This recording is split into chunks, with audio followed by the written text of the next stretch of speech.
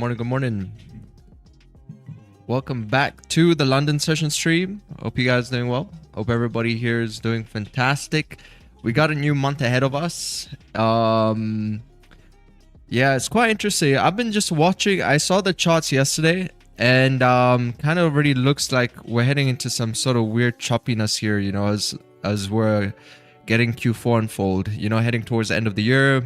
Might start to see a little bit more of this happen. So we're gonna keep an eye on these market conditions over here. I think they could be changing soon. We really need a breakout of resistance. You see 4-hour resistance over here by 40.24. If we can at least start to break that zone, we can start moving cleanly up like 600 pips.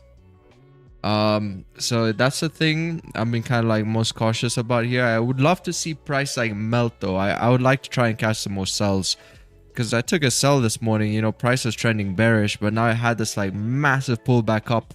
So I would like to see price at least break below some kind of like a support over here, and then, you know, then we can start looking for some sell continuations. Yeah, I think that's about it. Right now we're just like waiting. Daily bias, just waiting over here. We also got the interest rate decisions, which are kind of not as strong as they were before, so we might not be getting those rate cuts in December. Most likely not seeing any all-time highs though. Inflation data, recent consumer price index readings have come in softer than expected. Yeah, we still also got the US government shutdown. So yeah, we just gotta see how price moves. As long as we can get like, you know, some decent like 20 pip pushes off the rip, I'm still happy with that. Because that's kind of like what we've been getting of late. Like at least a 20 pip push. Even if it pulls down to continue moving in that direction, at least we get like some kind of a 20 pip move. So yeah, we just gotta see.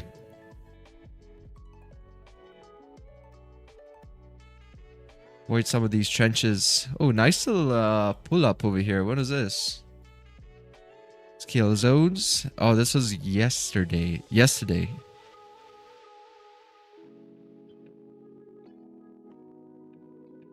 London open, filled up some of this range, and then came down, created this nice little valley over here. Then price started like fill up this next range up towards that resistance. So remove the kill zone. Basically up till here. Beautiful. Look at this. Nice little bottoming out. Then continuing to fill up the range. But you see, kind of trickled up. So it was not like a smooth, completely smooth way move upwards. It kind of just like trickled up a little bit. So harder to catch something a lot cleaner. You see this break, retest, played around this area. Small little liquidity grab here. Try to like shake off as many people as possible before it rebroke the highs, and it still started pulling up and down as it was breaking this consolidation to fill that range. It's still pulling up and down, but yeah, this is, you see these strong pullbacks here. It's just showing you that the market is just at the moment making it a little bit difficult. It's a little bit difficult.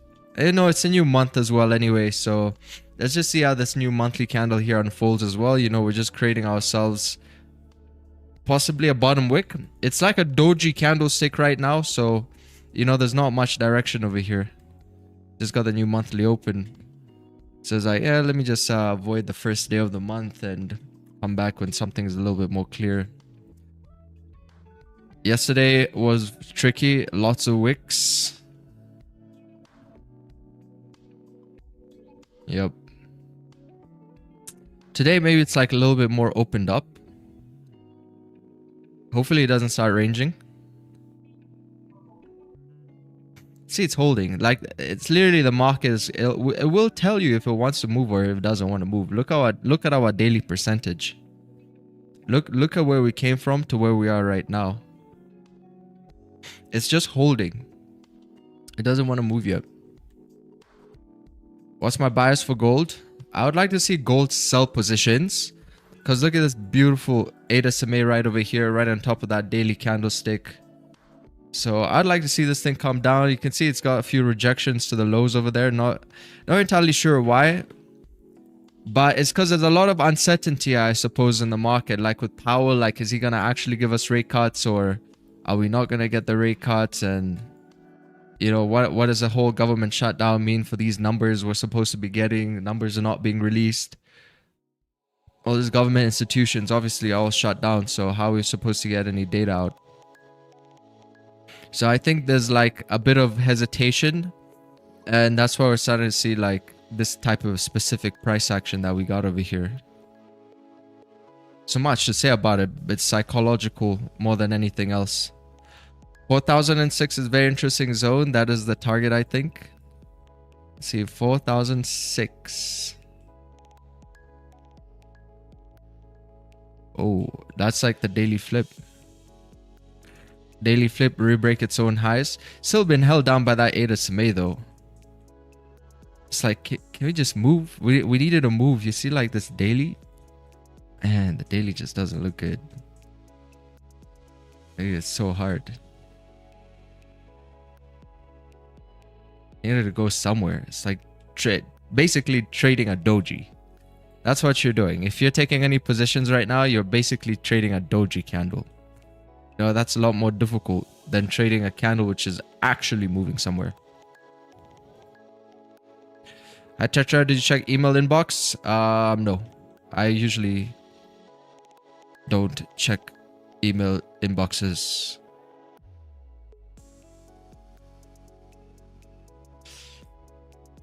So yeah, we gotta wait and see over here.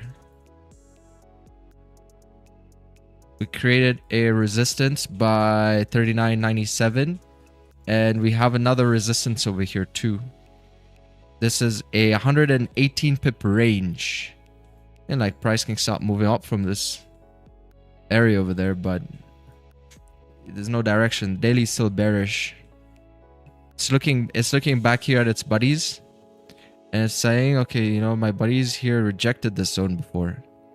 So for us to keep moving up, we're gonna need to close above this resistance, at least. See, the hourly is about, I mean, the hourly is gonna close in like 49. Obviously, we just got a new hourly open. Could be drawing some liquidity from these highs to dump. That's what I still suspect that we're gonna do. I still got a suspicion here that Goldie is gonna dump. We might see that as a liquidity grab above here. Boom, to re-break these lows, and then to melt and correct this range. What happened over the weekend? We seem to have a wave of scammers in the Discord. Oh, I think I tried to remove, I think I removed them all. But yeah, we had like a few. Oh, that's Discord for you.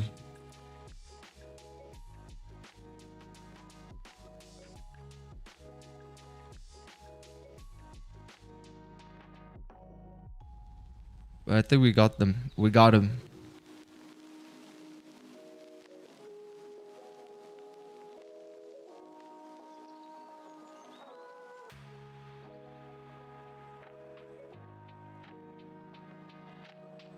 Yeah, London open fake out liquidity grab. That's what it seems like. Especially the previous daily candlesticks were also like bearish.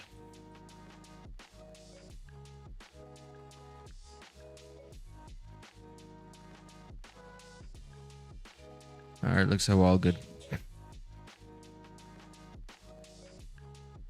Yeah, previous daily candlesticks bearish. Got that daily SMA.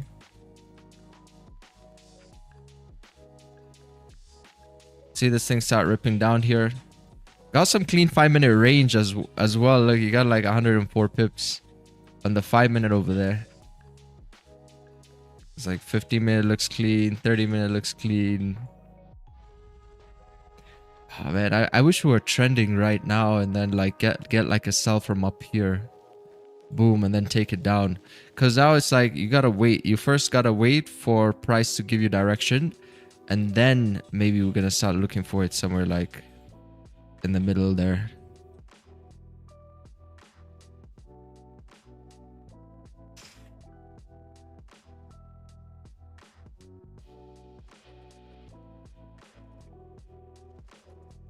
Bro, look at Bitcoin. Move that. Hey, let's see. BTC. Oh, coming down to like 100K. Bitcoin's tumble. Bitcoin's downfall. I'm predicting Bitcoin is gonna crash here in by like next year. I have a feeling Bitcoin's just gonna be on its way downwards. It's a pretty good rally over there.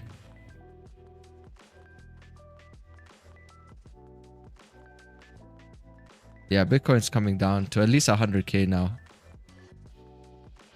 Break that psychological mark, break and retest 100K, and then stop pushing down further. See that support? You can draw the support over here. It's where price initially had that previous break and retest of that zone. But you see, once you get through that 100K psychological mark, I think that will be just the beginning. I don't think it's the one that's gonna crash it. I think it's just the beginning. So it's gonna come down, and then I feel like it's gonna retest one more time above before we come down fully again. Create that head and shoulders here. So that's a prediction for Bitcoin. Now we just gotta wait and see. DJ is doing its liquidity grab. Beautiful little reversal right there. You can see how the candle has just flipped completely. It's got like 20 seconds to close though. Can it close that support? I don't think so. Let's see, 15 seconds. See how that candle just flipped in the last instance? Thought it was bullish. Nope. Got a whip. Got a whip. Yeah, I didn't close below the support over there.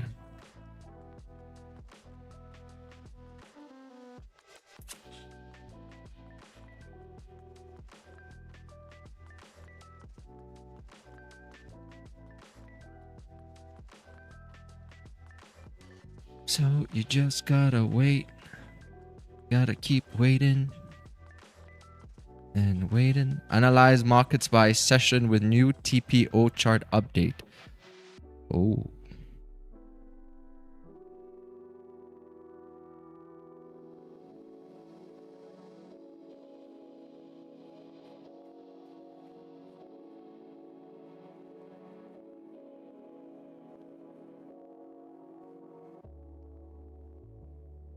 Any psych marks here? Like 39, just 39.90, but not really.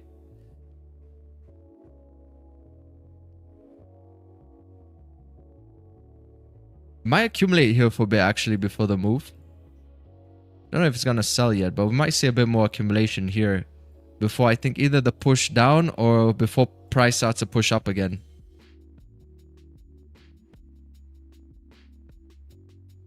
It's definitely at a point A right here. It hasn't had its move. It's just maybe showing like a hint of something with that liquidity grab that we saw above that resistance, but it still hasn't like managed to close or break any key wicks towards the downside yet. So still no entry confirmations, but definitely a bit of confluence lining up there with that liquidity grab on the 15. Hey, there's a little barcoding that's happening here. See? Let's get away. It's like 50-50 right now.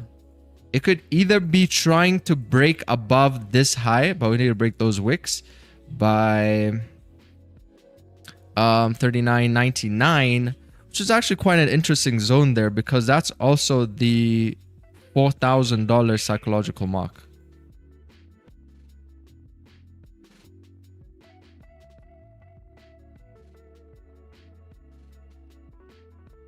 So you got 4,000. We're literally right under 4,000. So if price wants to flip on the daily, then it will be re-breaking its own highs there. Or? No, not yet. But we'll need to first take over 4K. See how we're just hovering right underneath it? Thing looks like it wants to explode. But this is basically, if you take like a buy or a sell over here, you know, that's just like 50-50 right now. Gotta wait. I hope accumulation then sells as it would give a juicy drop. Yeah, I hope so too. I thought we could just like Yeah, I don't know. I feel like the buys will need some kind of a more convincing over here. You know, like buys, they move so nice with macro news whenever it's clear. And when it's not clear like this, I'd rather have a sell. Because that will move faster than the buy.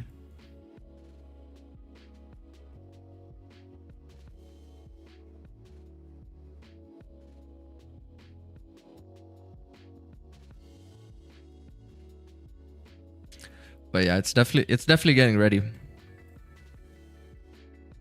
So we got some more charts in. Same idea as before. Took the setup, Euro JPY, so let's watch.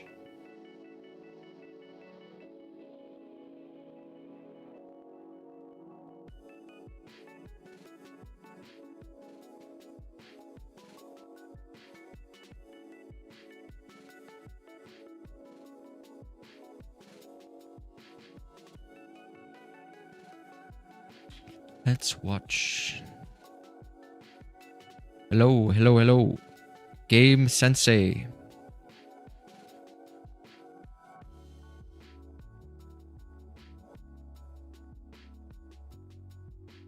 Have you played Arc Raiders? Apparently people really like that game.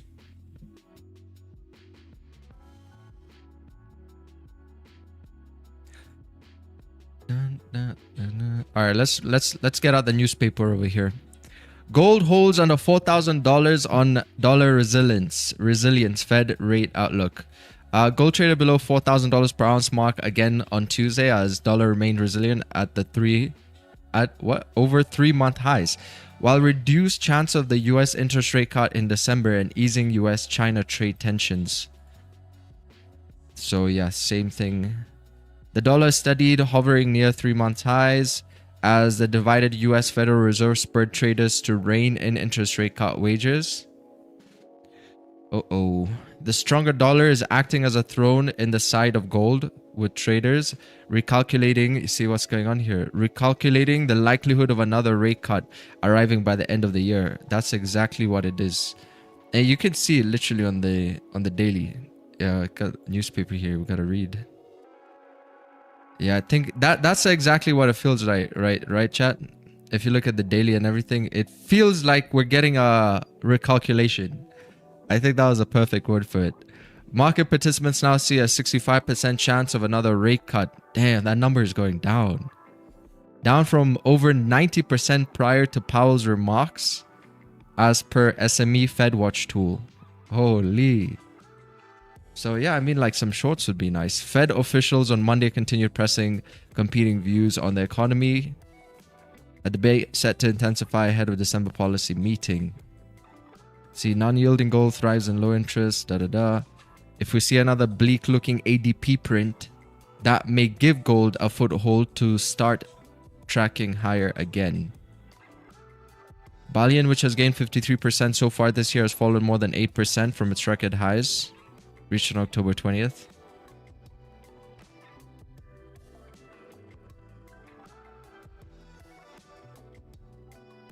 Got ADP this week. It's another thing the markets are potentially going to be waiting for, ADP numbers. And then get like a better idea on the outlook of gold.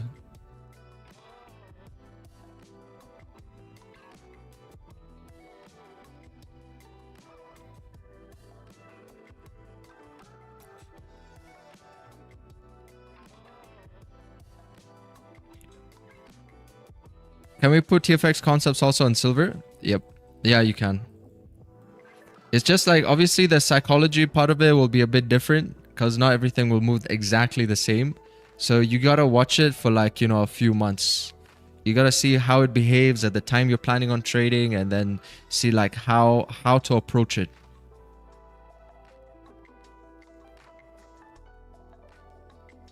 Just gotta like paper trade it. I think like every time you're gonna build confidence towards like a system, you're gonna like paper trade it. Like forward test it for like, you know, maybe like 2 months or something. Some people do it for way longer. I think like a quarter is good. Maybe like 2 to 3 months.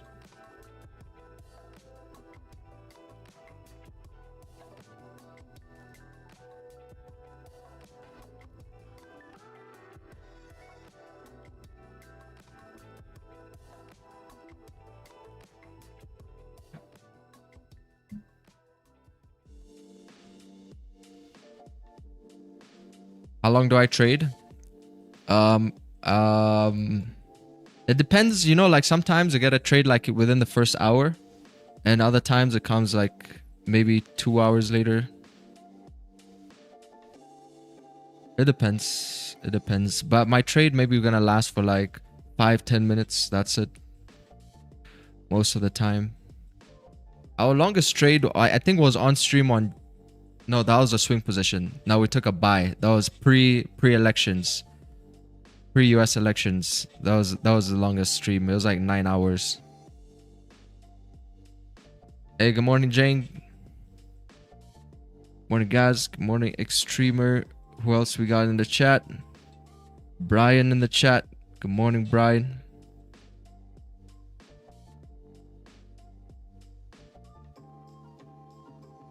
Got Architect. We got Evan, Mr. Rashid. What's up, guys? Let's get it. Brand new week. Brand new month. Yeah, we have to start a new month now. November. Don't know how November is gonna go.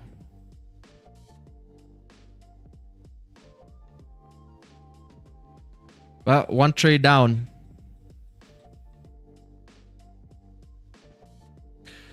Maybe 34 more to go.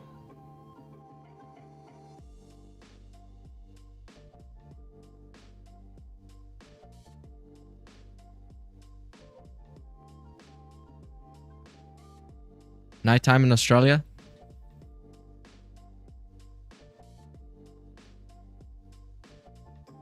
Are you ready for the Christmas songs?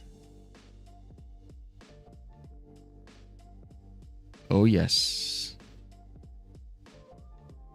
There's this Christmas song that I play on stream usually towards the end of the year. It's, I think, let me see if I can find it. It's a track from Final Fantasy.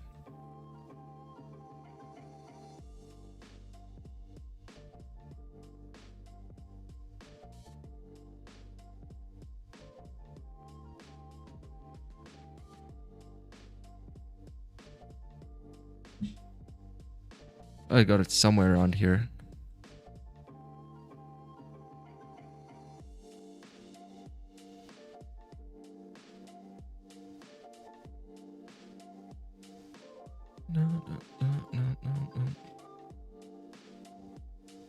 All right, so gold's accumulating. It's getting ready for something. It's definitely cooking something up here. You can see it a lot better on the 15. It's looking at 4K.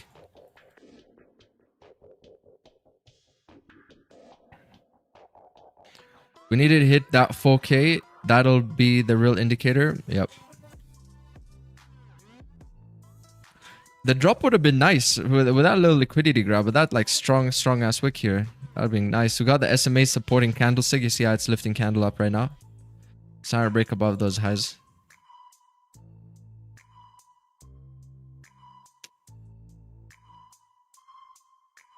This is a real test. Might even get some buys. Who knows? Maybe price is going to break 4K, fill up this range, and then keep moving up bullish. Definitely got to wait. Looks like a breakout. Yeah. It's on the 30. 30 is cleaner to move up. Hourly is good. But you got some SMAs over there. Hourly, 30-minute SMA, 50 SMA. This candle is about to close in like 2 minutes 30 seconds. It might get that crossover. That A cross of 50 like this. Get the mouth shaped like this. And then start to see a potential bull run kick in. Because it still hasn't yet picked a direction, right? So we still want to see where price is going to be heading to. So you see we're starting to only break about 4K now. We might get some confluences for bullish momentum.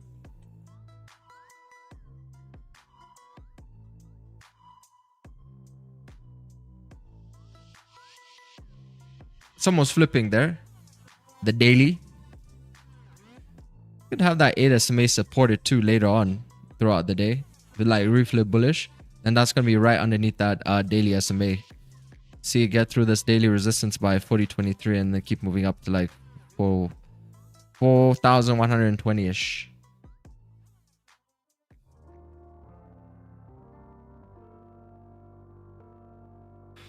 But we need direction. Oh, you're predicting it hits 4K, then it tanks. Okay.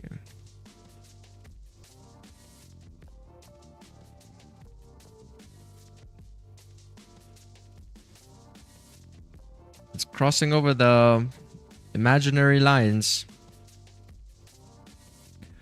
Crossing over into a new country here. About 4,000.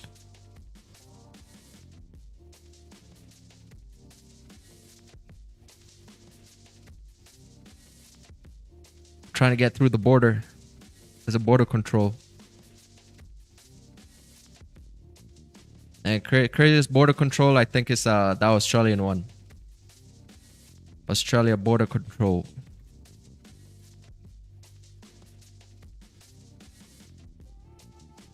I'm really rooting for a short here.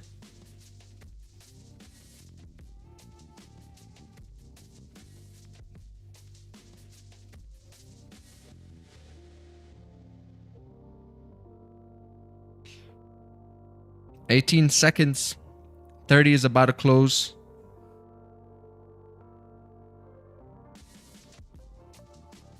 Oh, is it gonna make it? Is it gonna make it? 6 seconds. It just pushed up there and oh, back down. Oh man, it didn't make it. It didn't make it. It was so close to making it through the border. Yeah, I see some serious border control happening here. So close. It literally like pushed up in the last 4 seconds. It looked pretty good. Then it ripped back down. Ah, look at this.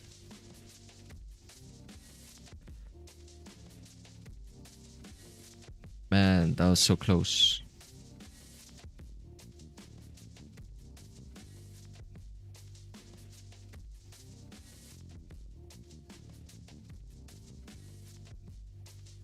Let's see if your prediction was correct. Oh,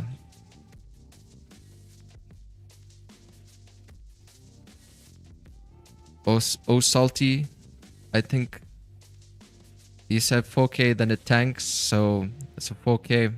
Now we need the tank.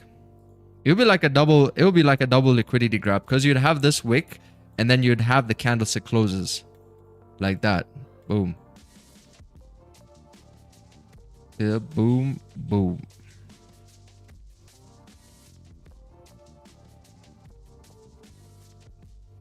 Double fake out because sometimes, you know, like you're gonna get the liquidity grab, which is a wick, and then it comes and does it again. Like this. For people who maybe like get in too early. Like they see this, then they like take a sell and they're like, oh, this is definitely a liquidity grab. And then they get faked out because it hasn't broken any key levels anyway. And you haven't gotten any key candlestick closes below anything. So it's like they get faked out, boom, cleans them up, and then that becomes a genuine one. Because that would be basically the same thing as this on a lower time frame, right? It's just a wick on the 15, but if you go on a lower time frame, it's like candlestick buddies. That fractality of the market, if that's even a word, is the thing that maybe sometimes creates some difficulty. So that's why you have to always wait for confirmations. Wick breaks, candle closes. Don't jump the gun.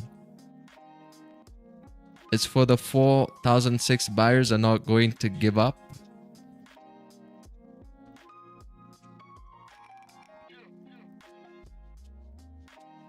It's trying to break. This is a gambling man's territory. Yep. We needed to like break. We needed to move, chat. Like, there's nothing I can do here. It's kind of like gamble. I needed to pick a direction first. So we're moving down, we're moving up. We don't do that here. Greetings from Slovakia. I take long on gold before 8 a.m. Nice rotation. Greetings, greetings.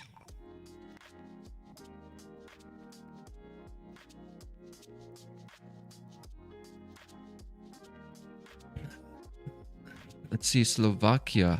Official West Slavic language spoken in Slovakia, written in Latin script.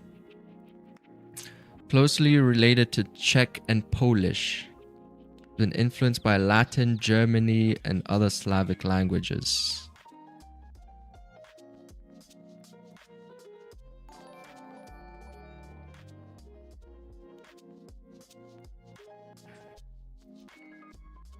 Yeah, right.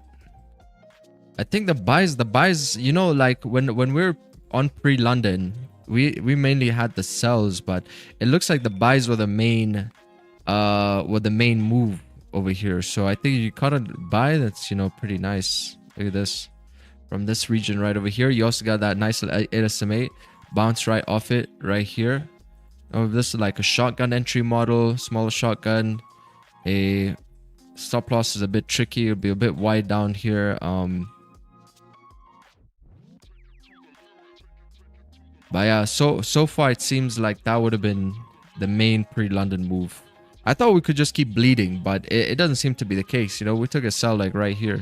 I actually wanted to get it closer, but then I obviously like didn't get the exact entry that I wanted. I think it would have been at the break of the low of that wick. Got in like somewhere around here. Boom, boom. Then just completely melted.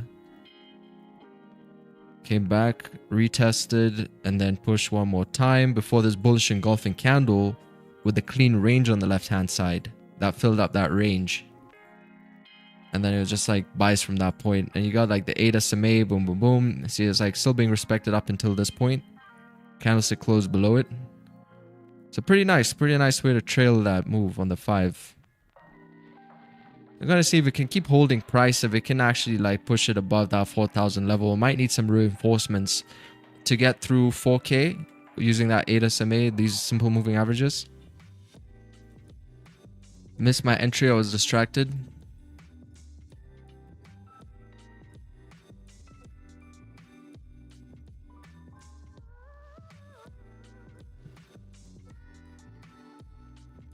But that's just typical London opening.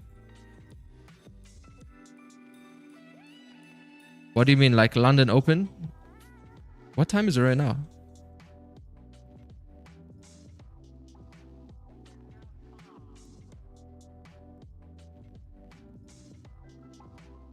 Oh.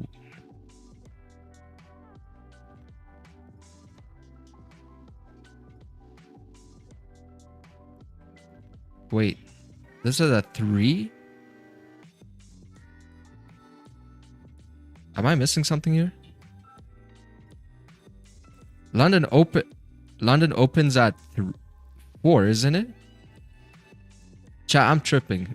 I think I'm missing something. When did the London open? Didn't it already open? Wasn't it opening at 4? Wasn't it pushed an hour ahead? London opened 36 minutes ago. That was an hour change on US.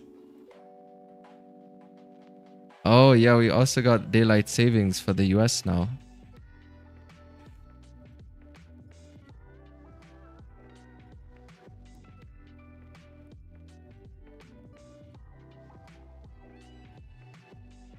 Yeah, that's kind of confusing.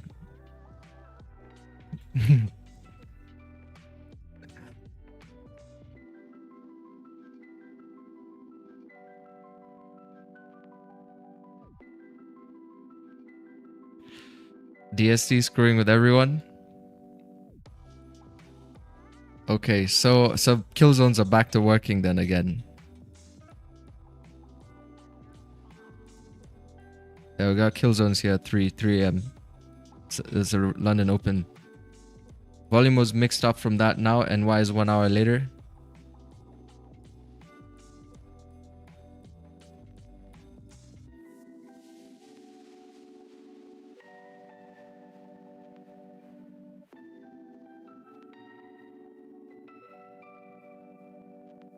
I thought there was some weird Mandela effect going on here. Alright, let's go. Gbpjpy's time zone converter.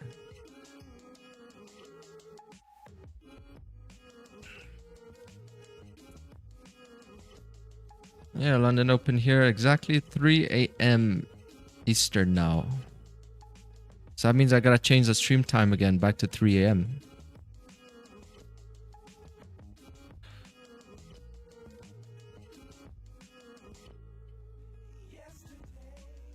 But it will still be the time that we started stream today though, basically. So 3 a.m. boom, London open, New York at 8 a.m.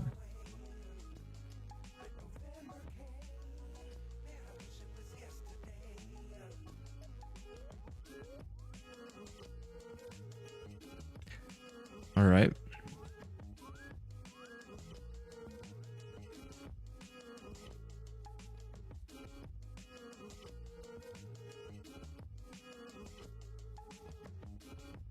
So then the volume increases. It's supposed to increase, then just dies out there. Heading over to London close.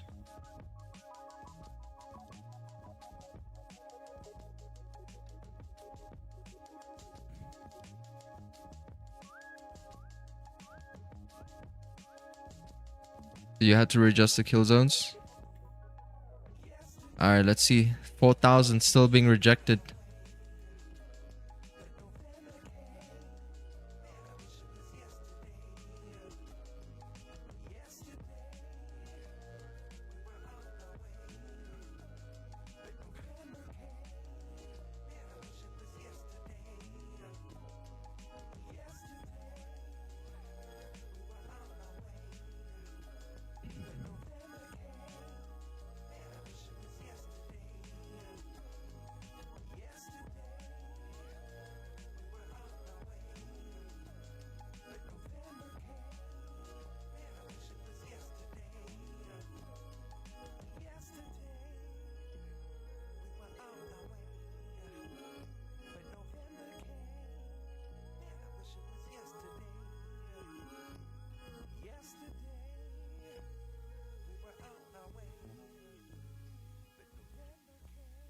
Oh yeah, let's see what's going on Forex Factory.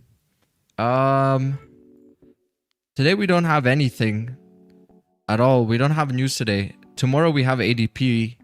And let's see, Thursday official bank rate for the pound. Looks like they're keeping the rates the same. Friday we got the NFP.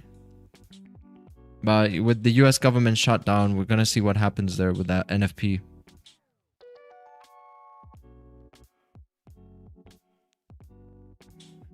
Quite an important week here.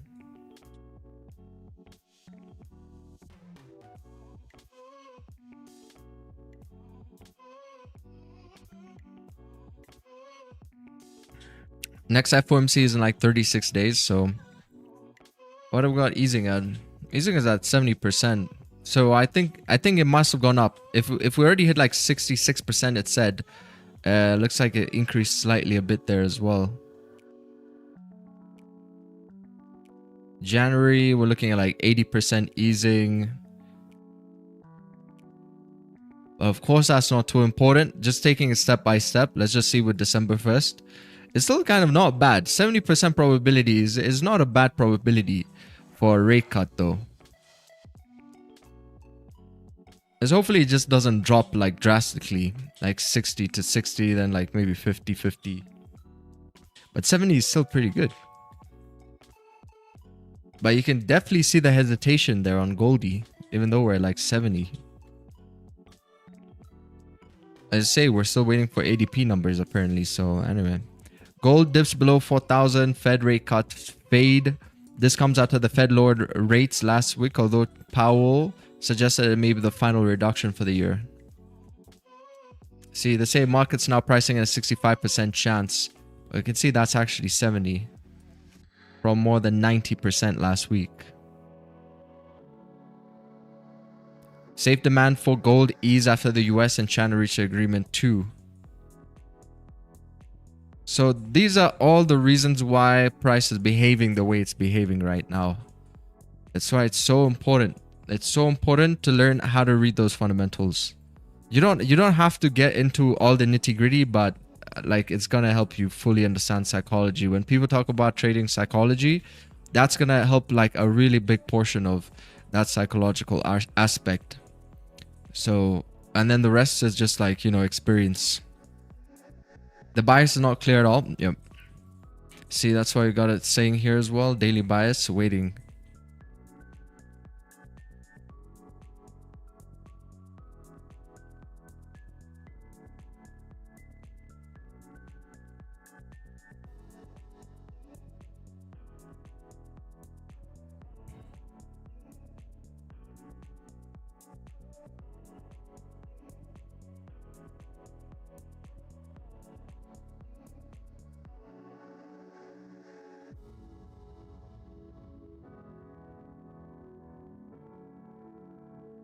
So funny how accurate that is.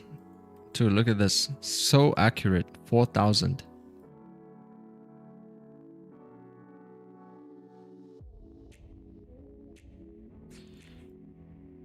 Actually, you know, after that pre-London sell and I saw price move up like this, I kind of had a feeling this is something that was going to happen. That we might just range for the session. Because I saw the move as like, okay, when it started like rallying up, it felt like price did not want to trend. You're going to see like how the market has its own sense of, like it basically chooses when it wants to do something, right? It doesn't necessarily mean someone's got to move the market, but yeah, you could just sense, man. Like I've been trading gold for like almost 6 years now, and these are just old tricks that it does. So what it does when it's a bit uncertain, it can give you like that pre-London push, but then you see it like quickly go in the opposite direction, and they're like, okay, I see what's going on here. You're gonna kill some time for that London session, most likely. It's not gonna go. I see it's a doji 0. We were at lows, mind you. Today, when the daily candlestick already opened and pushed down, we had already seen 0.88%. Now we're just back to doji 0.05%. I don't think we've not even started a trend on the daily yet, so we haven't had an extension of that daily highs yet. And I think that's what it's planning on doing here if it can break above that $4,000 mark. Because the daily top wick is quite small. I haven't properly tested it.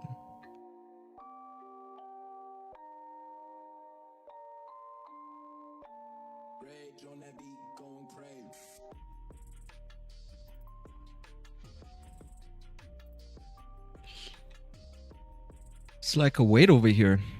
Yeah, the 30 minutes still open though. It's like 14 minutes left, you know, like it could also just be a higher time frame play, like candlesticks are just waiting for these higher time frame candles to get closer to closing, and then we have like an actual move if it wants to move up or down. So it just hovers, and then you're gonna see in the last minute or something for the 30 or hourly, then it starts to push. Hey Xauusd, am I gonna trade into NY as well?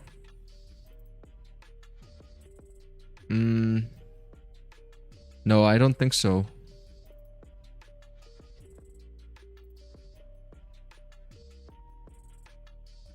Yeah, trade like from 3 to 6 a.m. Eastern. There's gonna be the London Open. Yeah, maybe it's like 6 a.m. And then from 6, preferably maybe like 7:30 a.m. I'm gonna trade, if any, like pre-NY signal. And then and then you're gonna get the NY open at 8. So I want to be done before NY opens. I don't like trading NY open.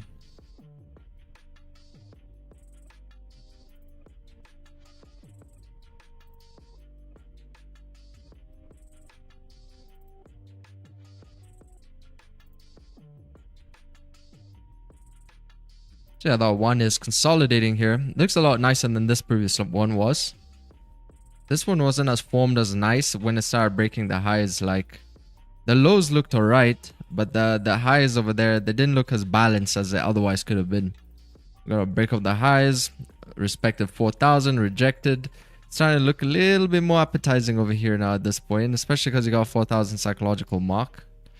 You're gonna break above that area over here. Then use that as a dynamic support. It still would be the inception, would be the first move. A little risky, but I could see some volume come out of it for sure. Like 30 would be reflipping, breaking its highs with clean traffic here on the left hand side. It's got that freaking SMA. Look at that 30-minute SMA over there in the way. I think that's actually the 8.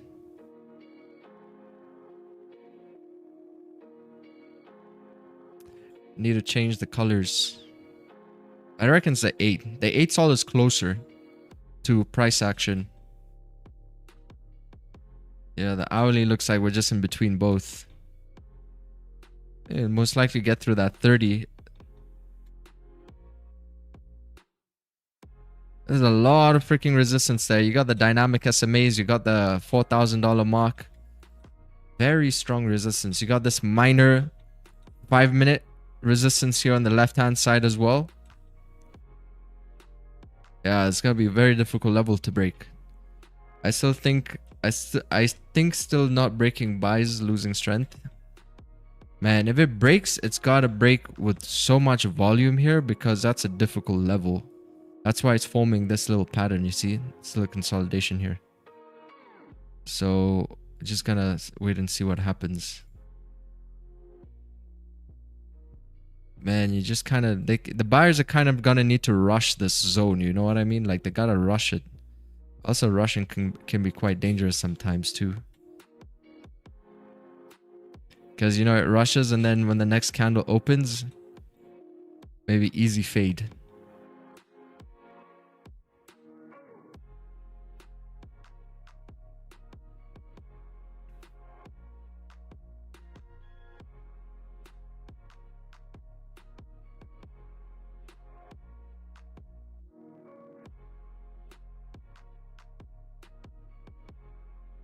Here's another rejection on the 5-minute, just has another wick that was formed there. So you got 1, 2, 3, 4. It flipped like right in the last few seconds. That 5-minute, I think it flipped and closed bearish.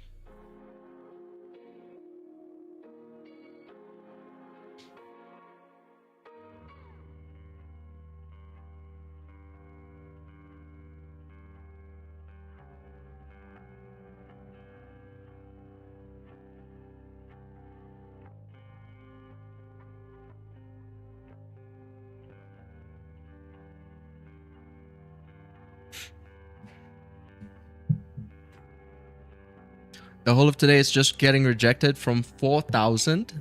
Will it break now? Man, times like this, you just gotta like sit on your hands. You gotta relax, sit on your hands and do nothing. Cause we're gonna be here all day. We're gonna be, oh, is it about to break now? Oh, is it rejecting now? Oh, I think it's gonna break. Oh, I think it's gonna sell. Man, it doesn't help anybody, you know, because at the end of the day, it's gonna move somewhere. And you're gonna save a lot of capacity if you just let it move, and then now we can start thinking about it again.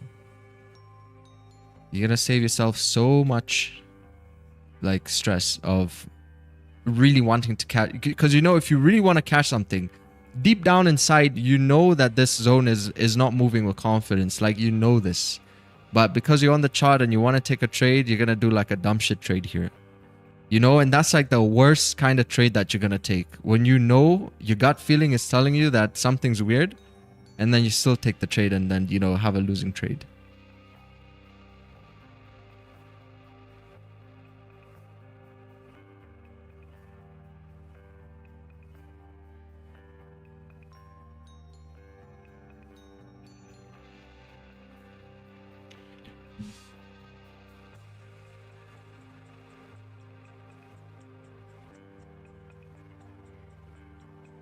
Oh, it's acting like that really annoying bug that keeps hitting its head on the light bulb. Facts.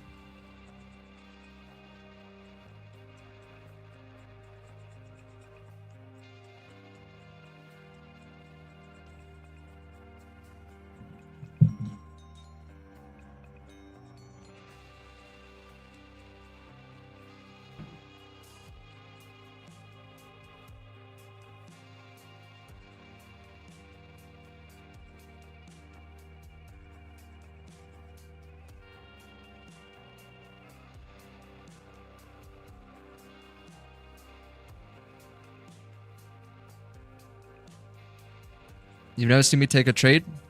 Well, when did you join the stream? Because you probably joined at the end of the month. I took a couple of trades last week, but that was already towards the end of the month. That's the beginning of the month. I skipped out on Monday. So it depends on when you join the stream.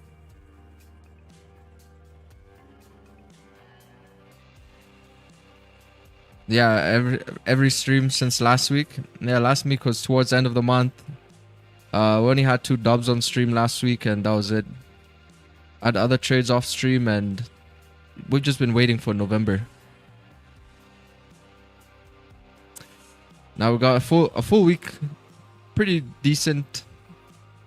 But at the end of the day, it doesn't depend on me because I'm following a certain criteria, and if I don't meet that criteria, I'm not gonna take a trade.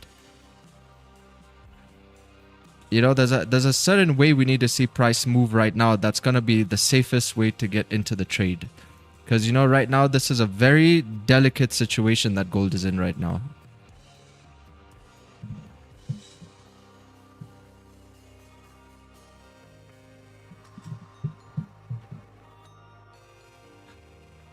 I still, wait, let me see. I think still not breaking buyers losing strength. It's this high volume zones.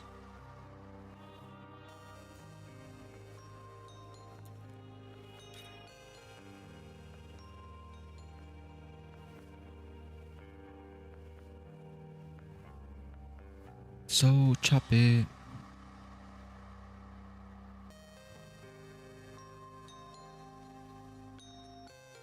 Investors await U.S. private payroll data due this week for more clues on Fed interest rate path.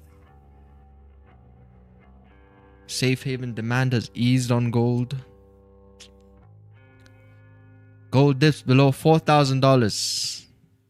This is like the key zone. Let's see how I reacted previously. Asia session. No, this was a... Oh yeah, we've been reacting through it all day, huh? Like since the Asia market opened, boom, we retested a few times here. 1, 2, 3, 4, 5, 6, 7, 8. And there was like a previous support that has become now resistance from yesterday's New York session lows. Right here, break, retesting. Yeah, I think, you know, this is why people think this thing could tumble really hard as well. But for us to tumble, we need to get through the support. Right over here. Then you got clean traffic. Can just like clean out the charts a bit. Delete this. I don't even know if we need that zone over there. We can take some pride in our chart work by keeping it clean. Yeah, I think that's it.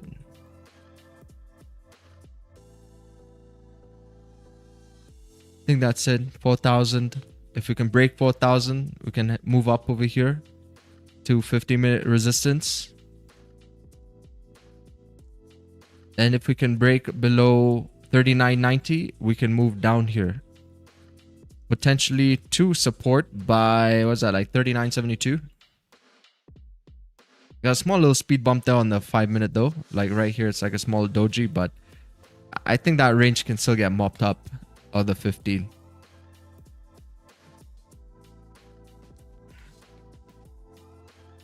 Well, what's my criteria? My criteria is so I can see that gold wakes up. You know, that's what I want to see. I want to see it wake up. And then my daily bias indicator is going to tell me when gold wakes up finally. It's going to tell us that it's time to either move bullish or move bearish.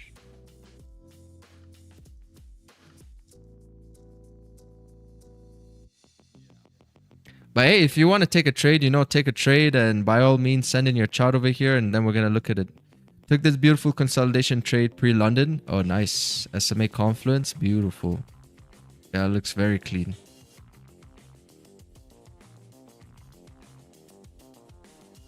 Very clean.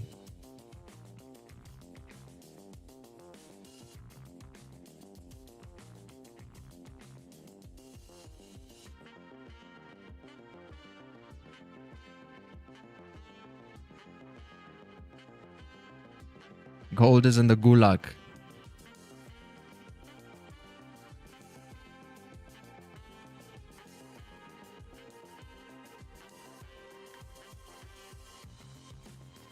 What are those lines on the chart? They're just there for, you know, visual purposes, so people can see at least what we're looking at. Key zones. You don't really need anything on the chart. But we're gonna put the lines on the chart here for the gulag. So the gulag can see the zones. But you don't really need anything.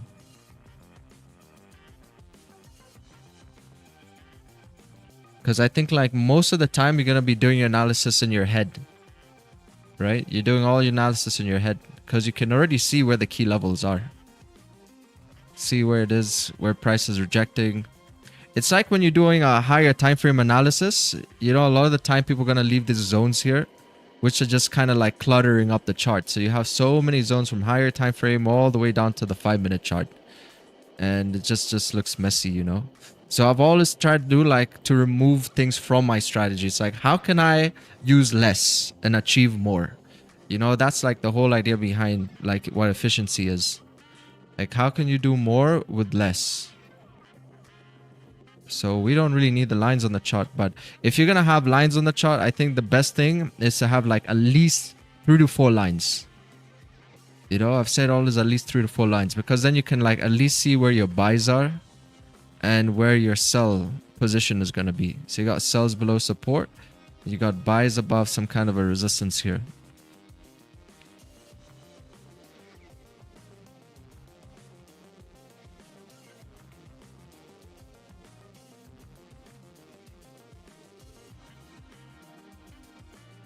Yeah, I think I can tell a lot about a trader if you send me a chart, and then I'll see the way you look at the market. And I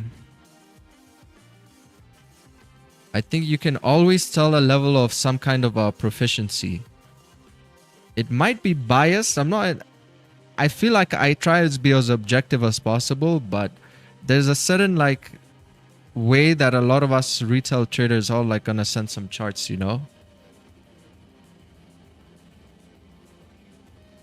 So you can have like an idea sometimes of how developed someone's chart work looks.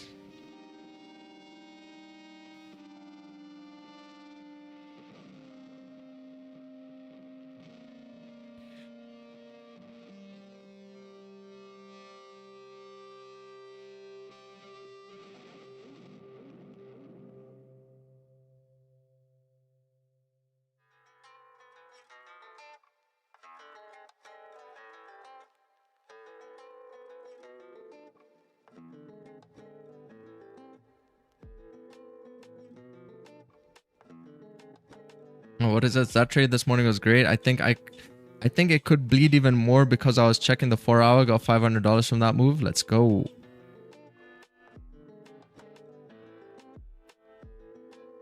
Yeah, this is what we're waiting for. Maybe another big drop.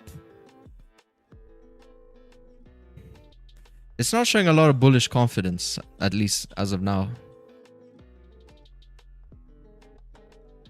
I don't mind even catching it back down here.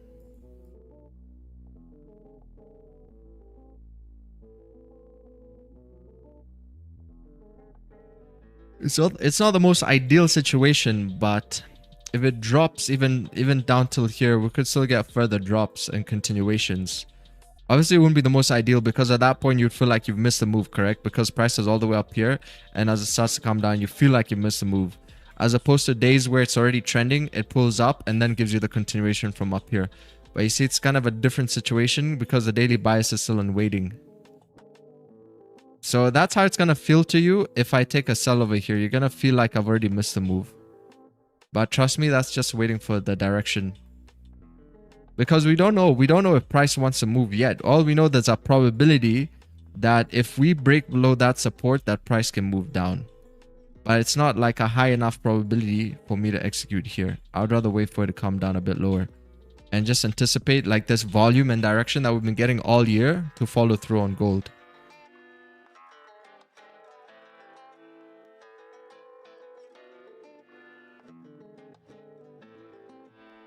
This is what I'm having fun with.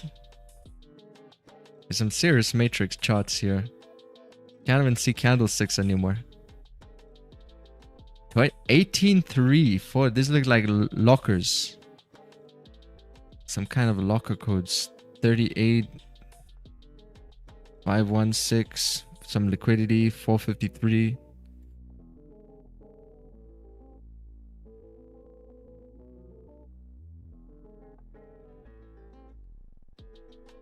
You know, I think when it comes to like using this thing, the only level of comfort that I can get is if I can actually, let's say if this is what I want to use, if I can go to a institution and then show them this and tell them if this is the right way to look at liquidity and get that closure, then I will be more willing to look at that stuff, you know, and then go and ask them like, hey, you know, does this make sense? Where do you guys get yours from? See if I can get answers to those things. Because if I can't get those answers, then, you know, these numbers over here, they're going to be like, you know, who knows what these numbers over here mean. I'll just rather look at the candlesticks then. So that's why for me, I've always just stayed on my lane, you know. Maybe if I get access to those people, then get that insight. It'll be quite interesting to see. And then also ask them stuff like, okay, so if it's a high number, what are those instances where it doesn't push down? If it says like there's a lot of selling pressure, for example, then what does that mean? To the guys who put those amount of orders there, like, can you differentiate between if it's one person or multiple people? But at that point, I might as well just like step into a whole different realm of trading and just join them up there. Well, we don't have the tech. I just don't feel like we have the tech as retail traders. Anyway, who knows? To each their own, you know. I think some traders are gonna make it really far off their superstitions as well, you know. Like it also happens in the casinos. Like some people just like very superstitious sometimes about certain things, and it works in their favor. Like as long as they have that lucky charm with them. It's like something to do with the psychology. So you can change broken number, so not good, but POC you keep the same. Yeah, it works for some people. That's a footprint chart.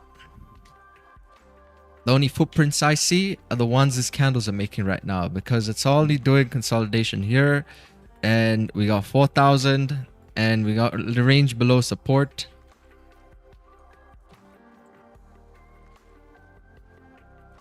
We got no direction, 0.10%.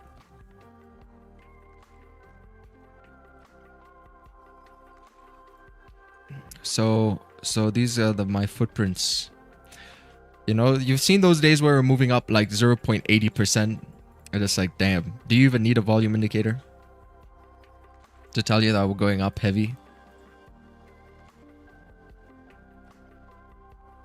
But if you want a closest thing to this, you can get the free indicator in the description box. I think it's gonna give you a kind of an insight, because you know a lot of the time as new traders, especially in our first year of trading, we come onto the charts and this just looks to us like it could be any other day. You know, we haven't yet built a understanding of how volume and direction feels like. At least that was a major thing for me in my first year. This could have just been like any other day at any other time, basically. So you don't have a sense of real direction. The only sense you're getting of direction is from the higher time frame analysis you're gonna learn from like YouTube. Teach you how to like, you know, draw zones from like all the way up over here, look at the daily, look at the monthly, all the way down to the lower time frame. So that's gonna be like, I would imagine, your sense of direction, right? I didn't trade ICT, so I was using mainly like support, resistance, and candlesticks. But if you're an ICT trader, I guess it looks kind of similar as well, because you still do the higher to lower time frame, but with fair value gaps. So that's your sense of direction, you know. But it's a different in terms of understanding that like each moment in the market is unique, right? Just because you draw a zone here doesn't mean that zone remains valid because price is coming down to it. So you could get a reversal like this, because it could change by the time it comes down here. Maybe news comes out or something happens at that different time. So you see, like every moment of the market's just gonna be unique. Like even if you look at the sell that I took today, for example, yeah, I wouldn't have taken this sell. It only came to me in the last candle close over here. You see how this candle came down and then it closed bullish? That was a unique moment that created me this opportunity. Like, look at how explosive this move was. And it all came just for that one unique thing that happened here on that 1 minute that closed before that next 1 minute opened and broke those lows. And then I was able to catch this. And that's what my trades basically look like. Because I understand the power of the fact that every moment in the market is unique. You know, and it gives you like a very good insight into almost what to kind of expect. Like even if I look at the sell over here, you know, I took a sell over here and then I remembered, oh, but we have FOMC today. I think this is that FOMC day. So we have those rate decisions. So I was like, okay, you know, the sells are not going to work out. Most likely, we're going to have a buy if we break above these highs, and then price is going to continue pricing in the FOMC. Let's go back here. Pricing in the FOMC. You know, but I guess it all depends on like how you're looking at the chart. At this time, I wasn't looking at FOMC. I thought I was just trading the normal setup. And then at this time, I was like, okay, so we got FOMC confluence. So that's going to be a really good trade to continue moving up bullish. It's kind of like what you kind of pick up on as well as trade progresses. Maybe it's a liquidity grab. Maybe you see a rejection of a key psychological mark. Then it creates that unique circumstance where you get like a certain thing happen even better than what you expected. Correct? Yeah, I think that's just the way I look at it. So it's like if you might even have a situation like this where a candle, let's say a candlestick breaks below support and then creates this top wick, and then the next candle is going to open up, and let's say it doesn't break the lows, but it's created, let's say, a situation like this. It's broken the highs, candle is still open, but now you have that to play with as a potential liquidity grab to the downside, giving you a little bit more extra points. Got maybe +1, +2, as those things kind of like unfold. And you're not going to see that because candlesticks print on the right hand side. You know, so you can only see this when it's happening or as it's happening. And then you're going to look left to see where price can potentially head down to. But that's like a point system. That's how I look at it, like a point system.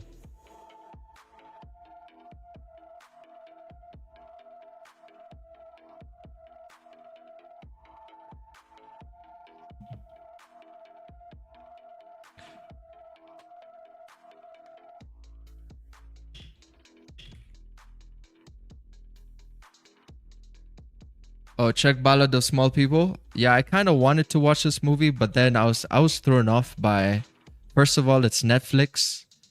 I'm already very skeptical when it comes to Netflix shows. And then, yeah, second of all, I don't know, something about the trailer was a bit weird. What rating did it get though? Something about this movie put me off. Man, it's like the new Witcher. Have you seen the new season of The Witcher that's out? They changed the main character and they've made it like it just looks like shit now. The first season was okay. But yeah, I don't know why they do this. I don't know why directors do these things.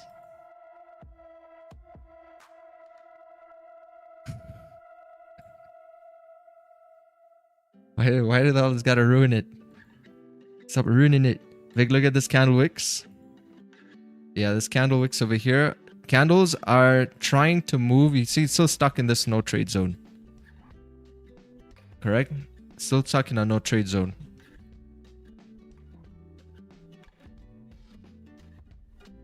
As soon as Henry Cavill was gone, the fans were gone too. Yep.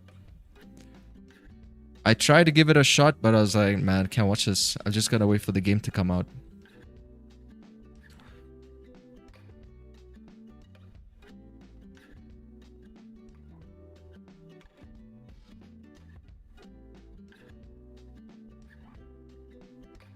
Or like the one I want to watch now is like the Now You See Me, the new Now You See Me.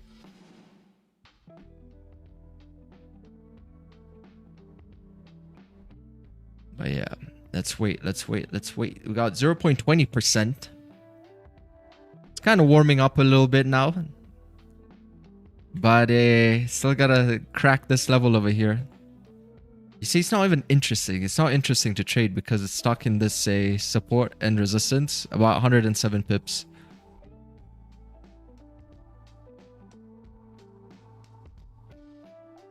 They're like two types of traders. They're the ones who are gonna catch this breakout if the move is gonna come out here. Let's say if it's a sell, and then they're the ones who are just waiting for direction to catch it later.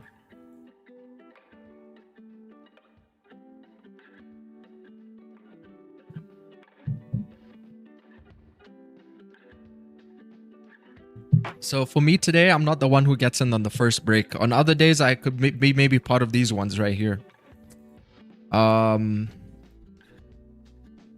Yeah, but today it seems like I would be most likely coming in a bit later.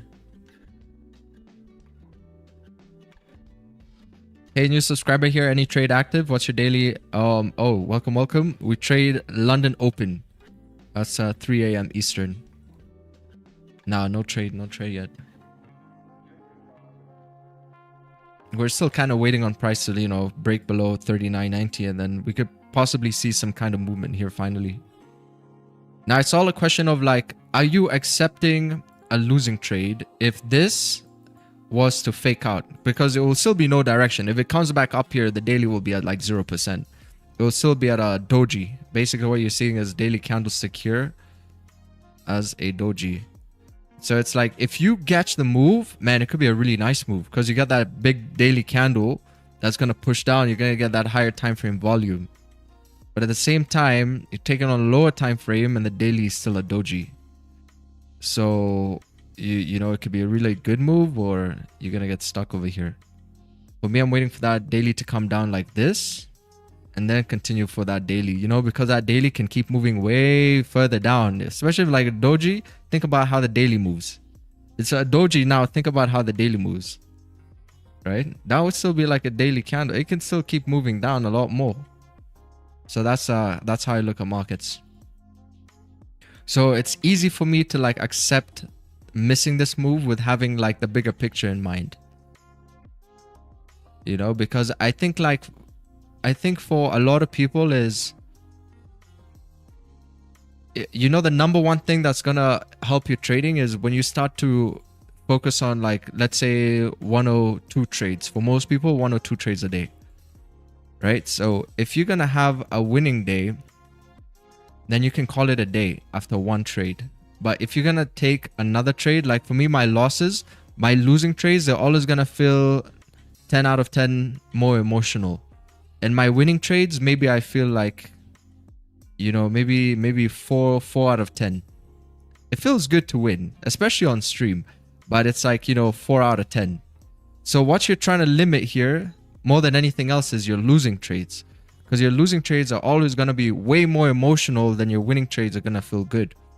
So if you're looking at taking 1 or 2 trades a day, you want to have the best possible setup for yourself, where if it even becomes a losing trade, that you're not going to tilt. Because that's where most people fuck up. You know, like when you're doing a FUD challenge and maybe you got a few good trades behind your belt and then you start taking those losses, that's where most people like get a bit derailed, right? Or you're going to be, let's say, like super profitable, having like a really good streak, and then all of a sudden a few losses start to come your way. That's the thing that derails most people because of how bad those losses feel. So you don't want to mess around with the losing trades, you know. You really don't want to mess around. You don't want to gamble too much with those, because those losing trades are going to build up. You know, the first loss, okay, whatever, but when you take the second loss, it already feels like it's building up. You know, by the time you're doing a third trade, and if it's another losing trade, holy, you gotta feel really emotional at that point. You know, like first loss, okay, you know, whatever, you can brush it off. Second one, it's like, damn, okay. It's the third one, man, that you gotta like fall off the wagon. You gotta fall off the wagon. So, you know, you gotta like pick and choose your battles from the first loss. A lot of people start pick and choosing from the second loss or from the second trade. So the first one is just to scratch the itch. And then the second one is back to being disciplined again, correct? We've all been here before. Need to scratch the itch on the first one, and then we're like, okay, now I feel like I'm more ready to be disciplined. But you kind of want to avoid that first one, because if you take the second one, it's a losing one. Then the third one is even 20 out of 10 more emotional now, because that would be a hat trick. You could have avoided it if you just didn't take the first one. At least have 2 back-to-back losses, disciplined ones. Feels a lot better. I think it's just that line of tilt. And if you play like poker or like any kind of games, like where you're gonna realize how important tilt is to maintain your tilt in anything, even in chess, in any sort of sport. If you mess the tilt, if you go on tilt, it's so easy. Even in a boxing fight, man, maybe you're gonna get punched in the face and you hear the crowd go wild, and you know you feel a bit of tilt. Man, just that little moment in time, and it's just a small moment in time that can almost project what the outcome is gonna be. You know, so you can't play around with tilt too much. I think it's quite risky there.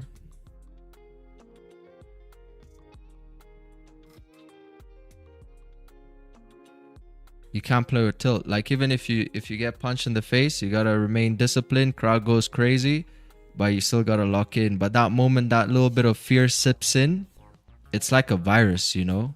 That little over trading, that little gambler trade, it's like a virus. It takes over so quickly.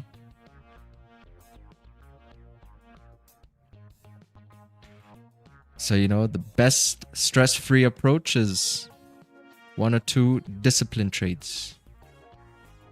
And trust your gut.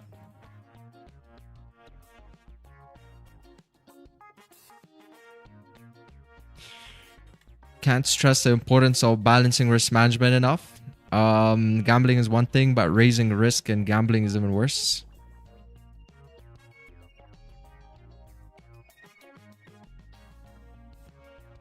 Yeah. Well, what is it that they say? Over risking is bad for your account, but over trading is bad for your psychology.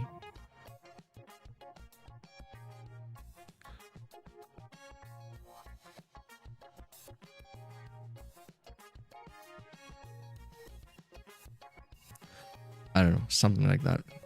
Let's see what this is. Same as yesterday. I want something like this to take it head and shoulders up, down. It's gearing up for something, definitely, because you know the thing is, at the same time, the market has to move. It has to eventually move. It has to eventually pay people out. You know, so yeah, you might see this little head and shoulders here, boom, boom, boom, and then have its first push. That's the funny thing about the market. It's a nice little accumulation there on the 1 minute too. It's looking quite good. Gold cut losses as dollar rally pauses. See, gold prices trimmed losses on Tuesday, helped by pause in the dollar's rally and lower treasury yields, while investors waited for U.S. economic data due this week. Gold consolidated in the region of $4,000. And the next few weeks will be crucial for understanding if there's space for more rally or we see a correction.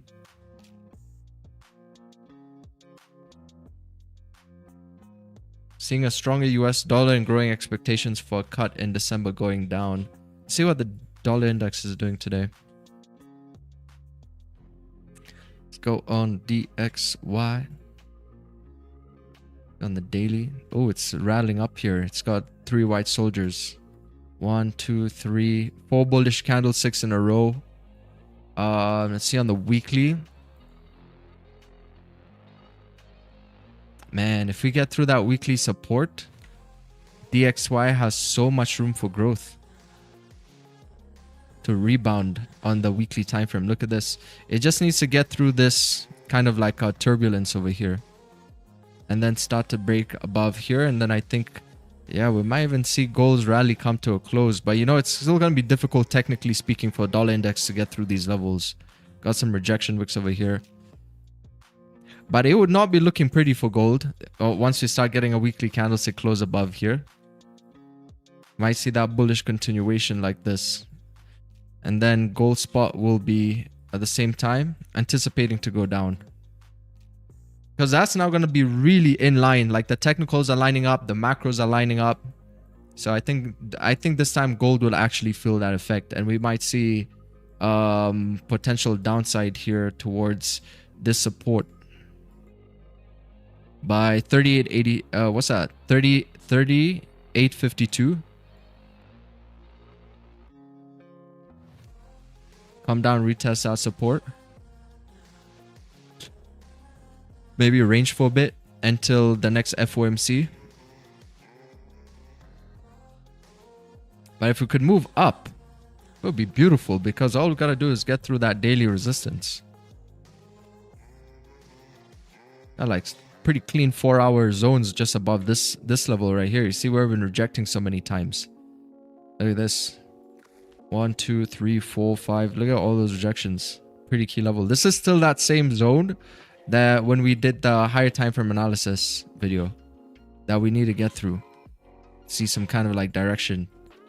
See, we just need to get through this choppiness over here. Look at these build up of wicks. So this is to say, like, if you're gonna do a challenge, try to flip accounts, etc., man, this is not the ideal market conditions for that, correct? Like, you can clearly see it's so different from what we've been seeing when gold spot is moving directionally. It's a lot easier. A lot of people had amazing years this year. I had an amazing year this year because gold spot was just moving directionally. So man, for a lot of people, I think they could have made so many nice trades. So many challenges were passed this year, I tell you. Just due to that one fact that gold had been moving directionally. You have no idea the amount of people who passing challenges this year. 5 minute creating the right shoulder now potentially. Oh yeah, let's see. Price come, yeah, potentially. And let's see the 1 minute. See how it's hasn't broken above that wick yet. It's definitely accumulating here. It might have a pretty decent fall once it breaks these lows. Especially if you get like a nice little liquidity grab confluence above that break. And then it comes down. Because for me, it seems like gold is more soft than anything else. You know, it's like heading more down than it is bullish. At least in my opinion. That's what it feels like. Guys, I gotta decide if I'll go to school this week. I broke a tooth and got stitches on my lip. Oh. Sorry about that. I hope you get better. Perfect excuse to stay home.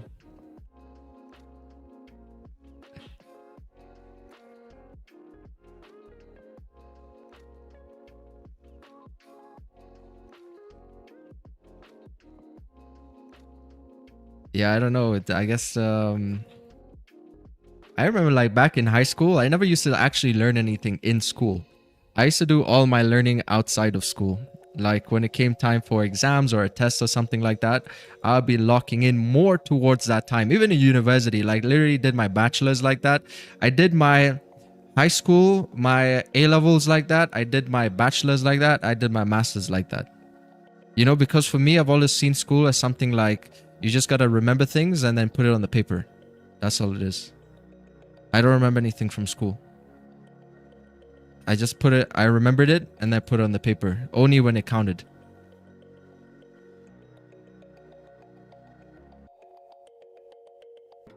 That's why I don't typically like school, because you can get away with doing shit like that.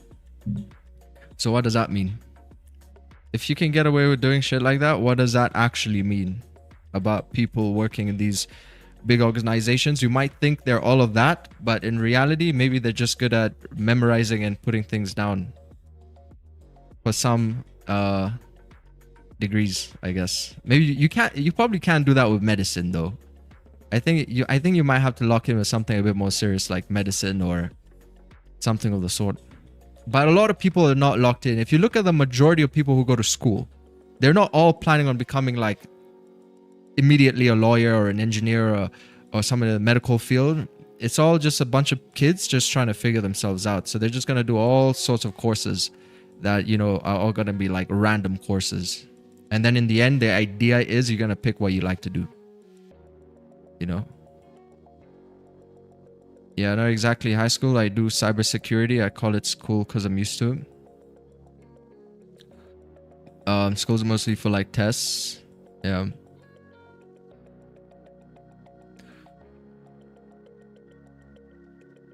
I think if you know what you want to do at an earlier age, it's like school can be so beneficial for you because you can be more streamlined from an earlier age.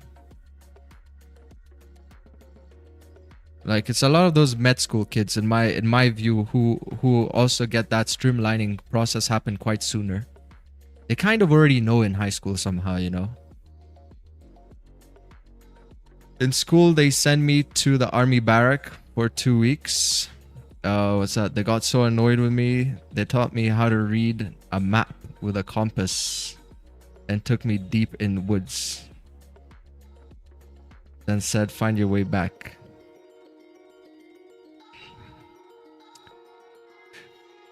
Hey, low-key sounds kind of fun.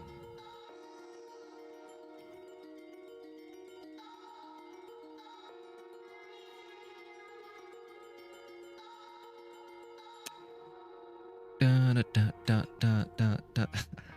80% look like Elliot in Mr. Robot. Yeah, I don't think so. Elliot, really? 6 series though. Very nice.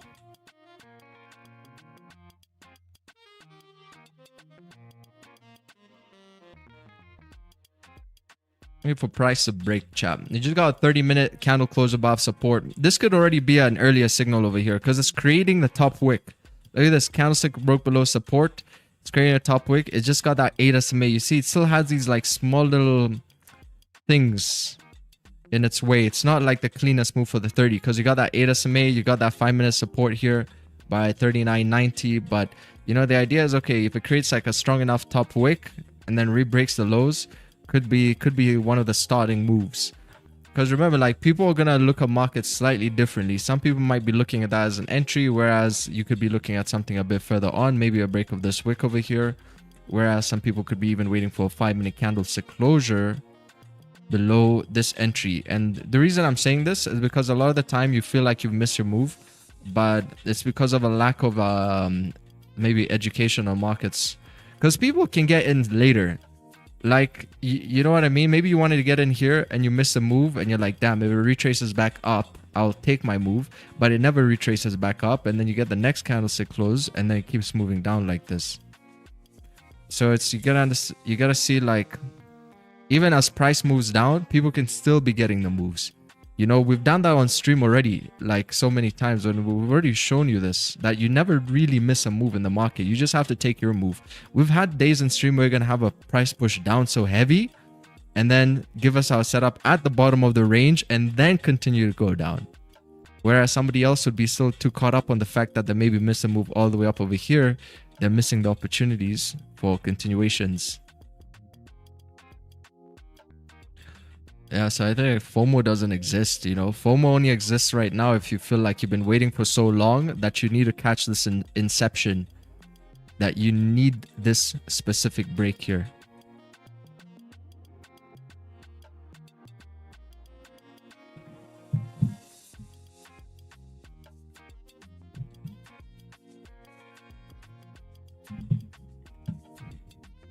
You know, it doesn't matter if you trade ICT or trend lines or whatever.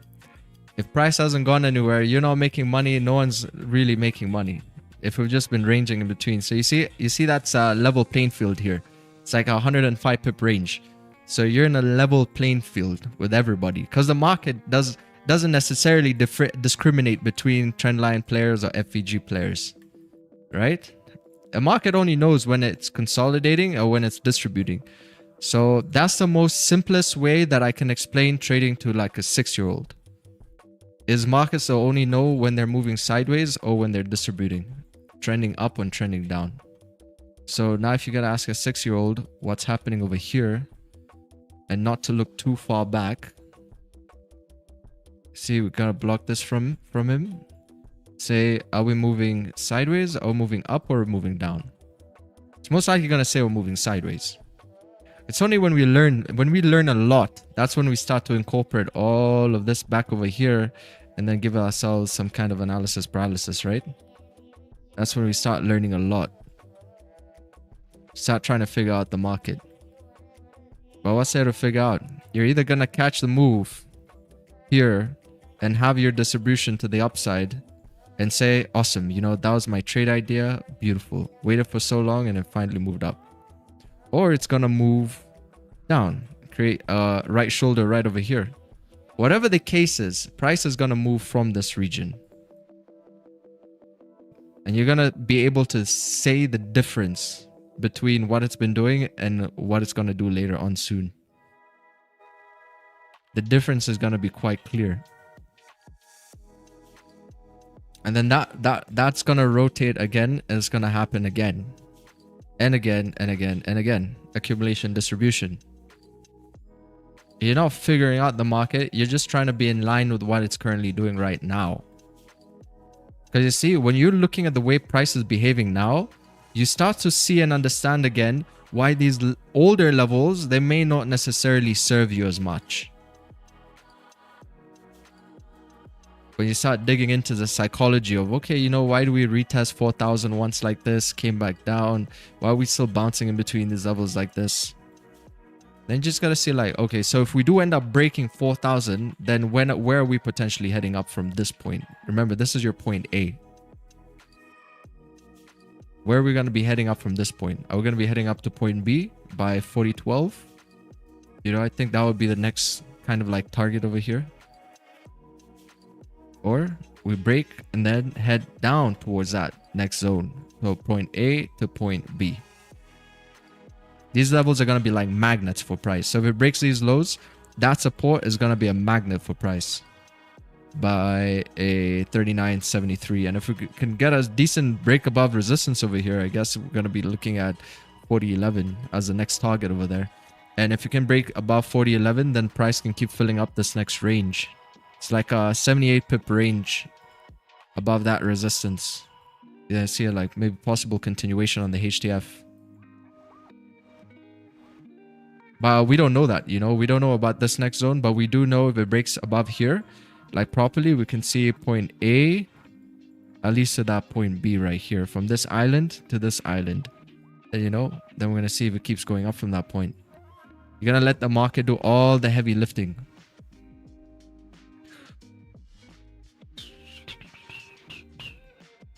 But yeah, for me, I'm just going to wait. I'm going to wait and see first direction. What are we at? 0.10%. Damn.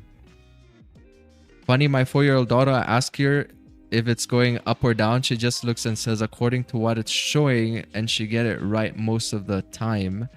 So if you show here a part of the chart moving up, she says up. If she sees it going down, she says down.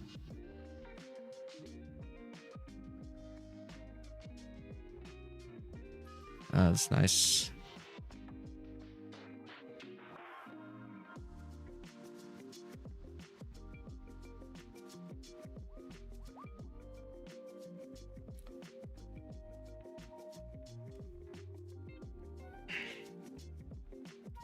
Not really pain, but it's annoying even when you drink cold water. Bro, go to the dentist. Tooth is dead though. They'll need to devitalize it or some like that. Ooh.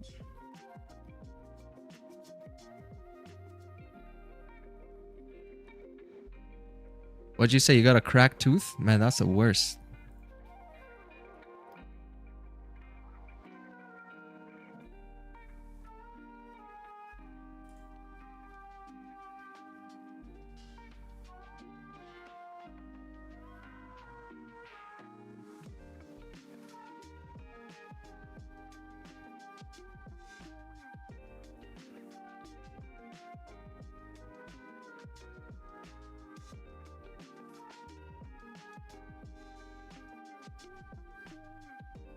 Where's that head and shoulders dump? Start ripping down.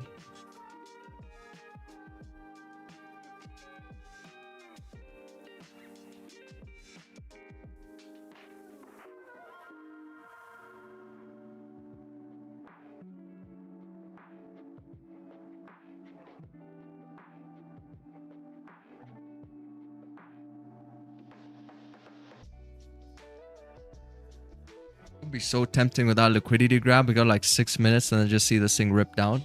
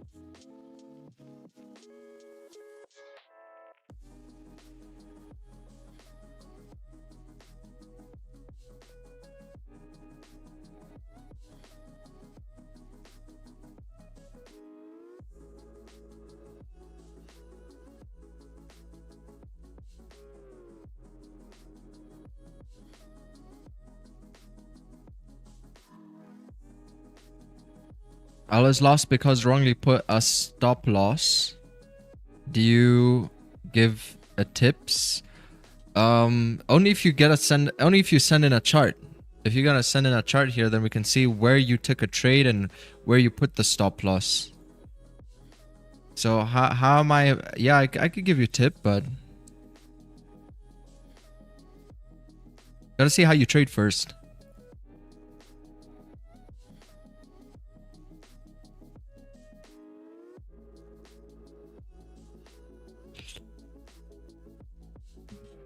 Damn, alright, so let's see. That 1 minute breakout happened to the upside instead. Huh? It looks like we got the distribution bullish. It didn't break the lows. It ended up breaking up the highs inside of this range.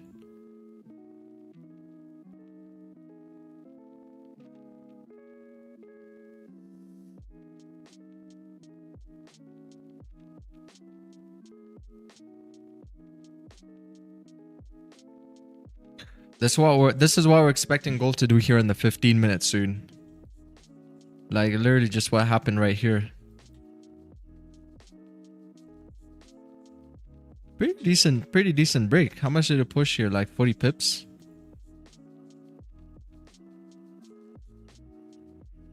I caught some of that bullish move. Nice one, Momart. It's definitely within the range. Like the idea, I guess, behind this move would be that price is consolidating.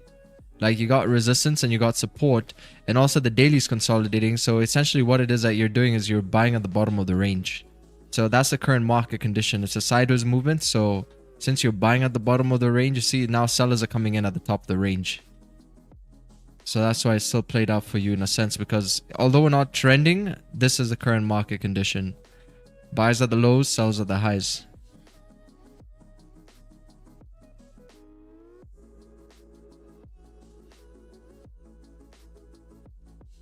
That like really nice volume came in. Look at that.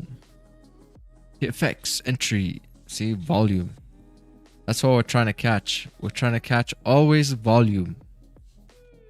So trying to avoid as much of the noise so we can catch these big candlesticks. That's the whole idea. That's why when we got like these pushes, you're gonna get very explosive moves. Because we're trying to avoid as much noise as possible and then catch the volume.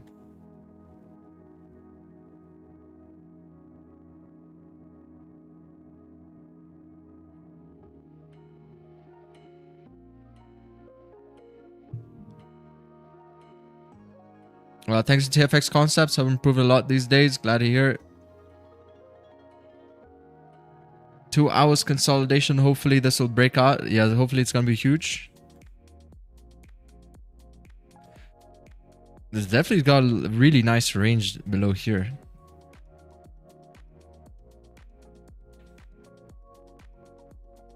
Man, with TFX Concepts, trading is just gonna become more simple. That's the only thing I can describe it as. It's not overcomplicated. It becomes a lot more simple, less lines on the chart, less confusing terms, and focusing on just like organic price action, just pure organic trading in a sense, you know. Nothing additional. We haven't added anything like additional to it. We're just trying to use the raw ingredients here. You understand? Like we're not pulling anything out of anywhere. Some people like to pull some ingredients from here all over the place and then kind of make this really complicated dish. But sometimes, you know, the best dishes are served with just the freshest ingredients. If you get like fresh seafood, like where you can still taste the sand from where the fish came from, or you know, you just taste the ocean in the fish. Like you don't need some fancy smancy city restaurant recipe. You know, you gotta eat like a fresh fish and you gotta really enjoy it. So that's what I would say that we're gonna look at organic price action. It's just as raw ingredients as we can get them and make them as clean and delicious as possible. Because you're gonna get tired of all the other stuff. You know, eventually you're gonna get sick and tired of all those other flavors. You never get sick and tired of like clean food. You know, like if you go to the gym, you're gonna get tired of eating a lot of like these really complicated dishes. But if you're gymming, man, you can never go wrong with like a clean chicken. You know, clean chicken and rice. There's a little salt and pepper on that thing and that's it, good to go. Or a good steak. Every now and then, a little salt and pepper, you cook it well. But you're gonna get tired of all those other fancy smancy dishes. You know what I mean? So as of right now, we got the accumulation. They're beautiful. Got a really nice fresh steak over here. So this is a steak. Now all you gotta do is not fuck up this really nice piece of meat now. So you just gotta cook it just right. So how are you gonna cook this thing just right? You know, it's all about timing. You gotta time it.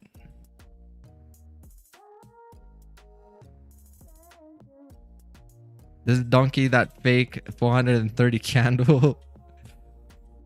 Alright, so you see like right now, if it starts to break below 39.89,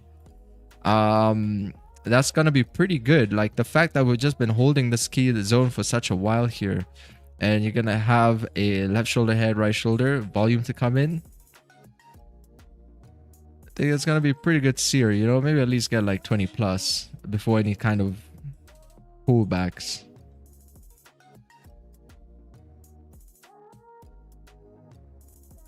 What am I looking for? I'm looking for this thing to melt. I want to see it like respect 4,000 psychological mark over here and just completely tumble. That's what I want to see.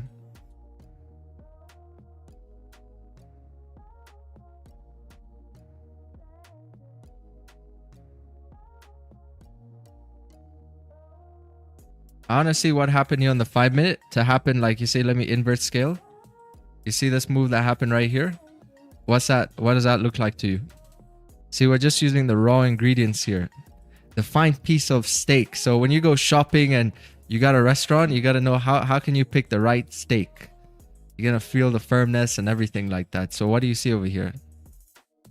This is on the 1 minute time frame. It kind of also had a small head and shoulders right over there too. Left shoulder, hair, right shoulder. Volume came in over there. It's obviously not picture perfect. Nothing is gonna be super picture perfect all the time in the market, but you gotta use some creativity, you know.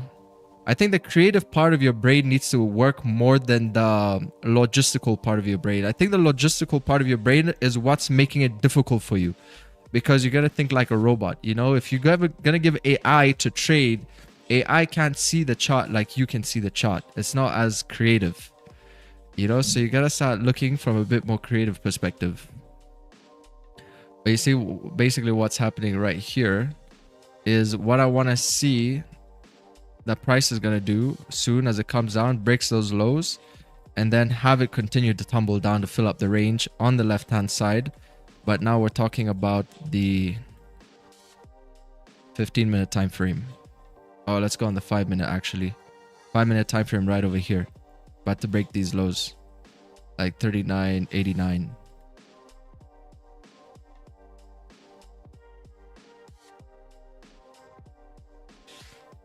So sell at 4,000. I don't know where you heard me say that, but that's not what I said. But how to took some volume traders with bearish trend.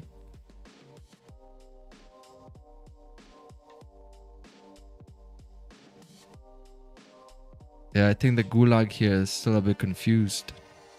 We shouldn't have flipped the chart so often. Kind of got people dizzy now. Come on, man. We're just waiting. In simple terms, we're just waiting. Has London session open changed? Yeah, it's at 3 a.m. now. The time changed because of you also got US daylight savings, so it's back to 3 a.m. Eastern. And NY session is at 8 a.m. Eastern. The open.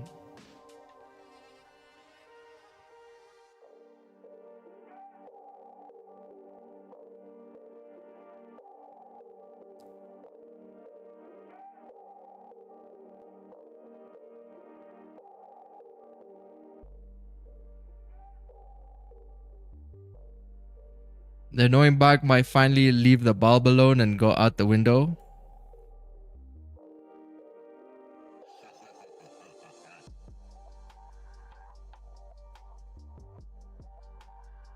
A decent accumulation zone plus clean traffic, that's all we need. Yes. I wish we had the trend though, you know, because the only thing that's missing here is the trend. Man, that really brings it together, you know. We could still have the steak. It'll still be a pretty good steak, but that's a steak without, you know, when you batter the steak, when you put like with the butter and maybe some rosemary and then you butter the steak, that's what the daily bias is gonna be. You know, it's just really gonna elevate the flavors a bit more there and like make it more a predictable kind of like, you know, very nice experience. You can still have the steak, just put the shrimp on the barbie. You're just gonna like put the shrimp on the barbie here and it'll get the job done. But it's not like, if you want something safe, if you want like something good, then you still gotta wait, you know. You still gotta take your time. You still gotta do that little small thing, you know. It's not complicated. Like battering a steak is not complicated, right? But it really elevates the flavor, takes it to the next level, Gordon Ramsay style. So that's the only thing that's missing for me there. Hey, Bogdanov. Welcome, welcome. Bogdan Voisa. That's the first time I've ever seen somebody get named close to Bogdanov's name. Welcome to TetraFX tribe.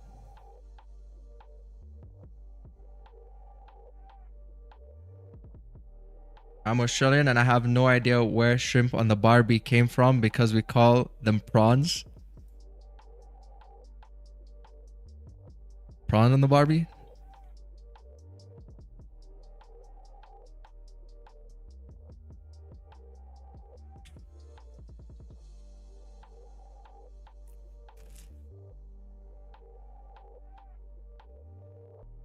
On the Bobby.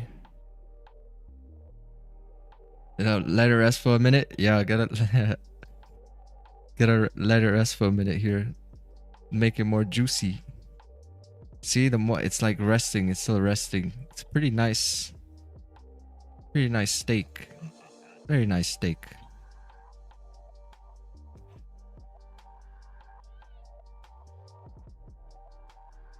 You see, it still respected both highs, correct? Like, even if we zoom into this, look at this. Look what happened over here.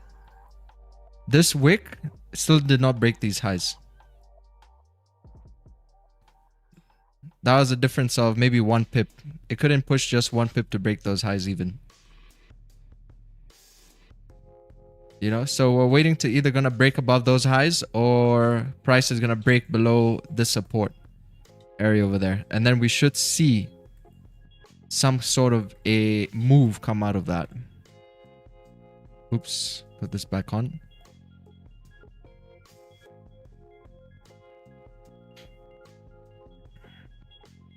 Man, Gordon Ramsay should have been a trader. Well, what kind of stuff would he say about this?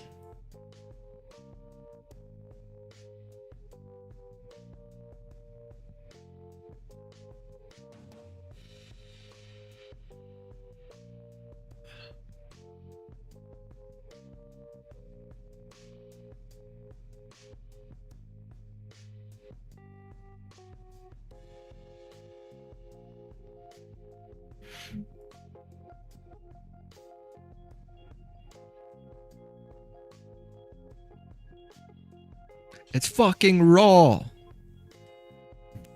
You'd still say it's raw. Maybe, yeah. I don't know. It's so raw. I mean, it's cooking. It's so raw, but it's cooking. It's raw, you donkey. Someone takes a sell over here. It's fucking raw. Get out.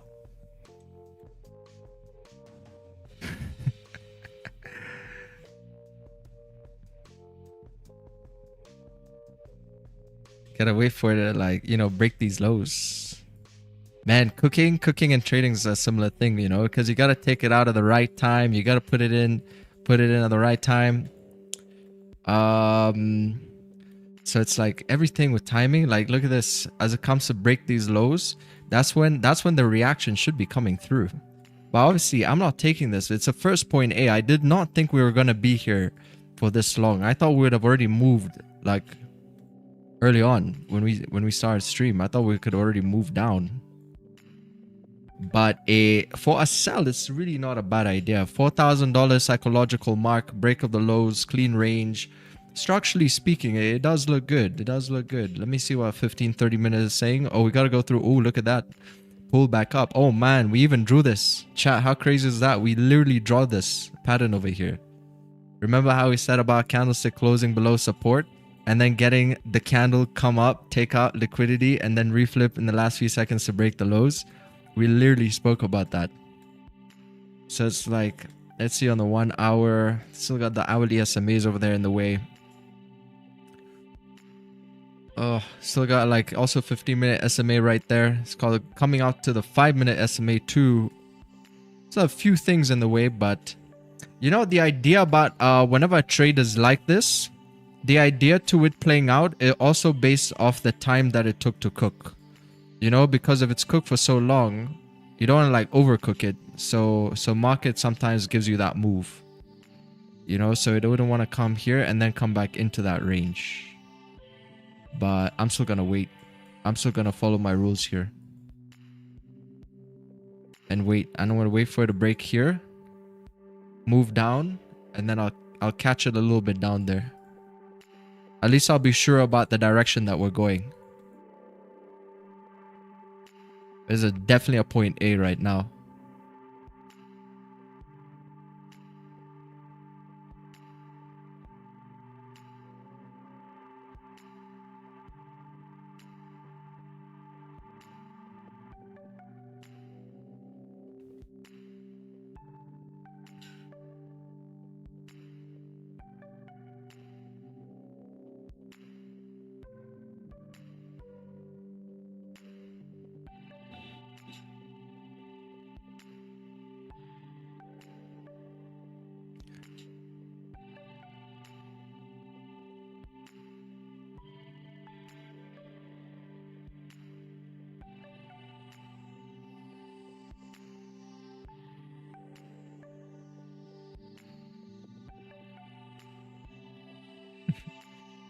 My wife overhearing the stream, looking at me, wondering if I'm trading or cooking. Tell her we cooking pips.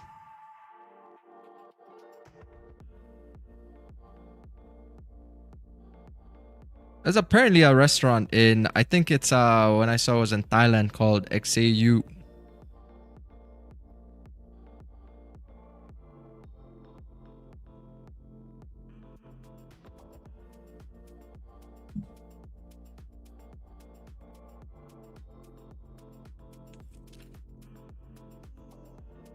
Vix Wix, what does John Wood say?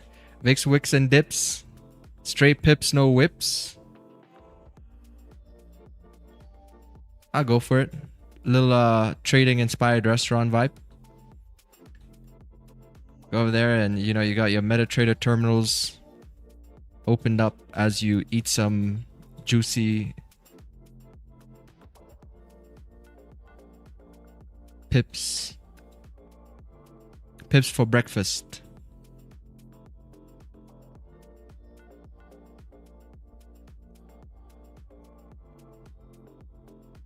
Oh, you see? Oh, now it's cooking. Now it's cooking. We just put the shrimp on the barbie now. So, oh, is the shrimp coming out the barbie? Well, what process is this are we in now, chat? Is this the final process? Because it was cooking. Maybe this is cooking. And this is plating. Oh, yeah. This is a plating process now. This is the plating process. So you're getting your pips now. You're eating your pips. You see this? 30 pips. But for me, as I mentioned, I was still waiting. You see it's coming down for me. Now it's looking good. For me, it's looking good. I like my steak a little bit well done, you know? I like it a little bit well done. Okay, not really, but for the sake of explanation purposes here, I like my steak a bit well done. So I'm going to let it cook a little bit more and then see if I can catch it somewhere in between the range. At least I can get a bit more of that direction in. Oh, you see that reaction? That's a TFX Concepts reaction over there. You see how when the market moves, it moves with some kind of a conviction. Right? It's moved with some kind of a conviction over here. Just the same way I was explaining that little mini one that happened right here. When we gave the example of what we wanted to see. It's the same thing that happened right over here. So all you gotta do is like wait. You know, just wait for your move. Damn, why didn't close the support? Oh, you got slipped. I was seeing 500. Close it. Got 250. Now it's like bouncing off the SMAs. You see, we still have some little trouble over here. Which is going to be hourly SMA. Got some dynamic support over there.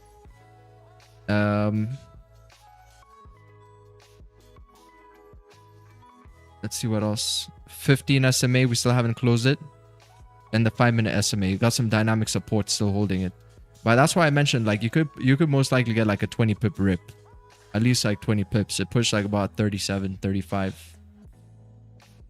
But it still got loads of room to keep moving down, so that's what I'm still waiting for. And I don't know why now it decides TradingView to take long to load the time frames. It's like when price moves, there's more data coming in somehow, and then it like lags the whole freaking system. Look at this garbage over here.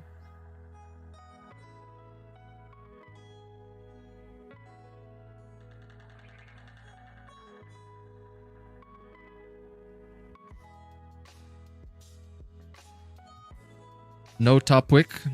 And top wick is it's nice to have the top wick. You don't need the top wick. It's nice to have it, but it's a volume breakout. You know, sometimes there's gonna be so much volume, the top wicks and the bottom wicks, they don't get formed. Because this is a volume based. This would be like a volume based entry. But I think it's what it's playing the top wick off is the 30-minute. Oh, 30-minute didn't have one. 30-minute closed. Oh, we got a new hourly open too. Oh, there's new hourly open volume there. See, we just got volume come in. Whenever the like volume, you sometimes don't get the top and bottom wicks. Let's see even on the 1-minute setup over here. Did we get top and bottom wicks? We didn't get a bottom wick. You see this? Look at this. Look how volume came in here. Look at this. And it still didn't create the bottom wick. You see, because it's a volume-based entry. That's what TFX concepts is. So I wouldn't worry too much about it. Although it is good to have on the accumulation breakouts. Let's see, what are we on right now? 1.30%. Doing like small little break and retest of sorts. It would be nice if it just rips down. I don't mind it ripping down a bit more. Just like kind of clear this area out a bit more and then keep taking it down. Because we got room, you know, we got space over here. Still got about like 154 pips.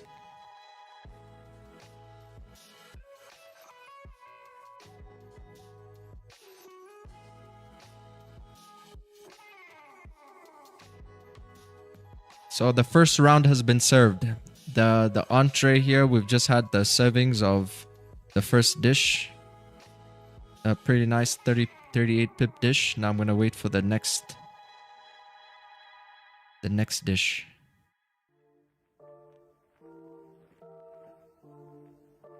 I want to see this thing dump. I want to clear this zone because I don't want us to hover right at 0.35% when it gives me the break, because it might give me a setup here at the break of these lows, but I'll prefer if it comes even down a bit more.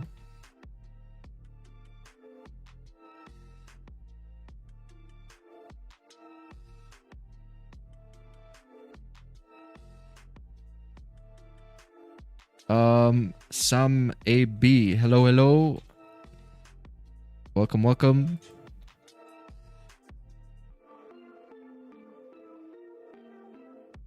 It's definitely in a distribution phase now. It's trying to move, chat. It's trying to move. It's triggered orders, so it's trying to move. So we should see something interesting happen. Like most of what you're seeing here sometimes can be a bit more random movements.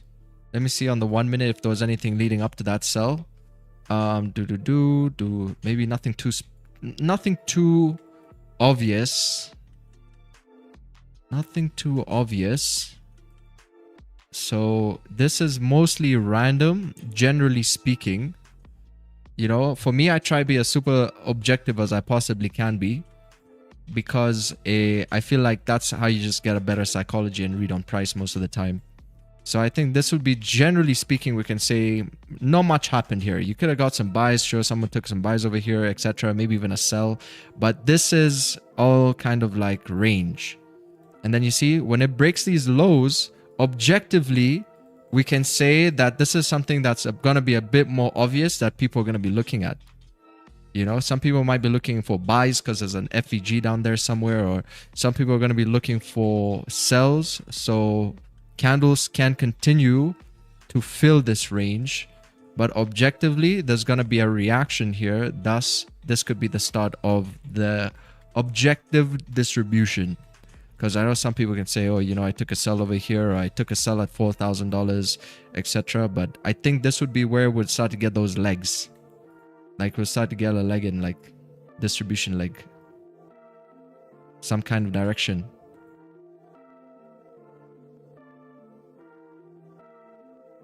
Yeah, I don't want it to set up right here. I wanted to move from this area because this could even just reverse back into this zone. So I wanted to hold, push down a bit more, and then take it down again.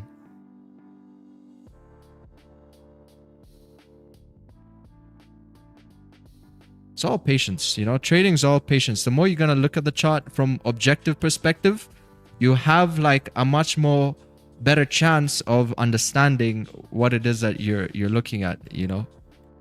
But if you're always too fixated on one thing, like I remember the first year I used to be super fixated on like Fibonacci's, I would only look for retracements. So for me, everything in between was nothing until price would create a new higher high and then come into my golden zone.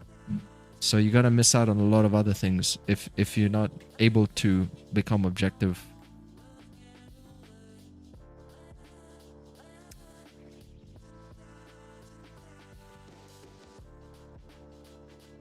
So let's see, gold is cooking. Gold is serving up pips.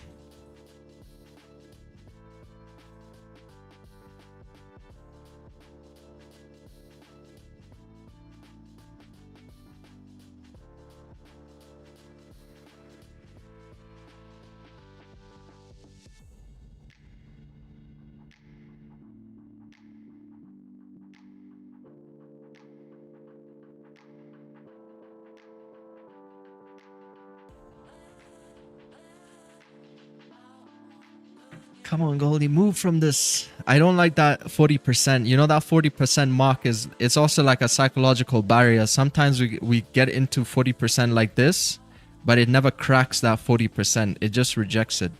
Right now we're like 0.30. So I want to see it freaking move, but I don't want to see it set up here. It's showing like smaller potential reversal play there. It's warning the sellers it starts breaking above these highs. That's like an inverted.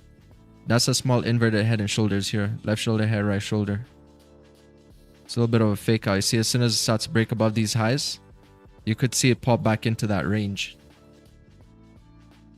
It's breaking those highs. Let's see what happens here. It's been supported a bit by that 8 SMA.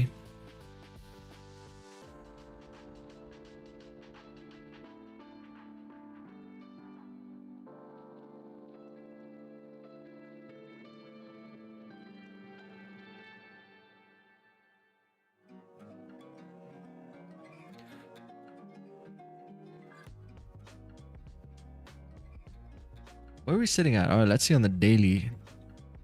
Come down from here.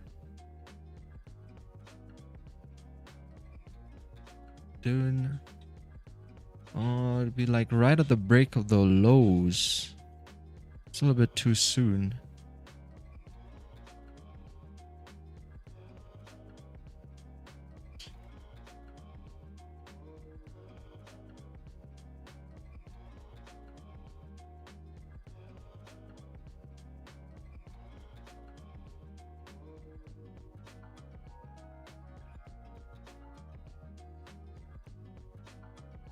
Could be a bottom wick for the hourly to go up. Yeah, hourly still didn't have that top wick, right? Now I created the top wick. That's a risky thing because now it's going back into the freaking range. So I'm still waiting for direction. It's still too early for direction. That's why I mentioned like this break here, you could see at least like 20 pips. At least like 20 pips. It did like 35, 38. But in terms of direction, still too soon. That's why I'm waiting for like re-breaks of these lows so we can see that it actually wants to commit to that downside. Because otherwise, you know, you could just have a scenario where it's a small little liquidity grab on the hourly to rip up.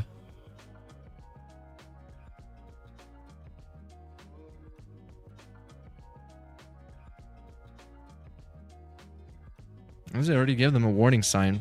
I gave the sellers a warning sign. I already mentioned this.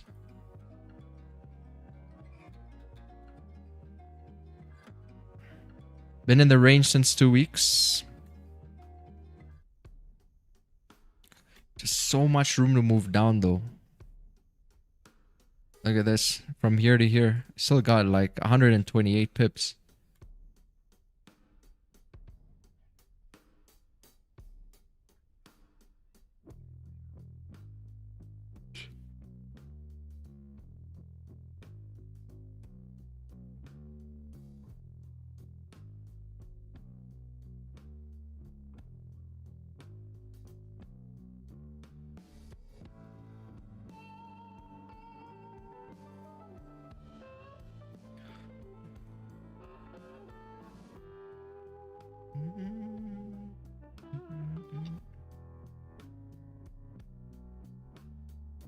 And back into the gulag.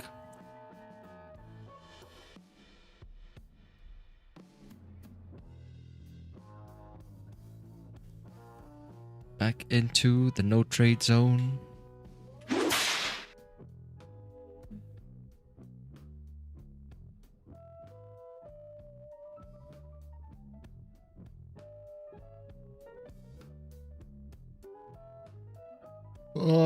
Entered a short at 39.89. Awesome move, but I didn't close. Price back and hit UABE. How did it break though? Let's see on the 1 minute.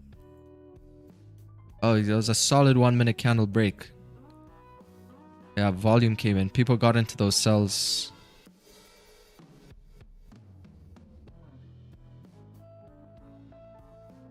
Now, I think BE would have been the second best option if you didn't secure anything there because at that point it shouldn't be ripping up, you know, because the whole idea here is we're waiting for price to move. It needs to move from this area, you know, so if it obviously pulls back up, Nothing we can do about it.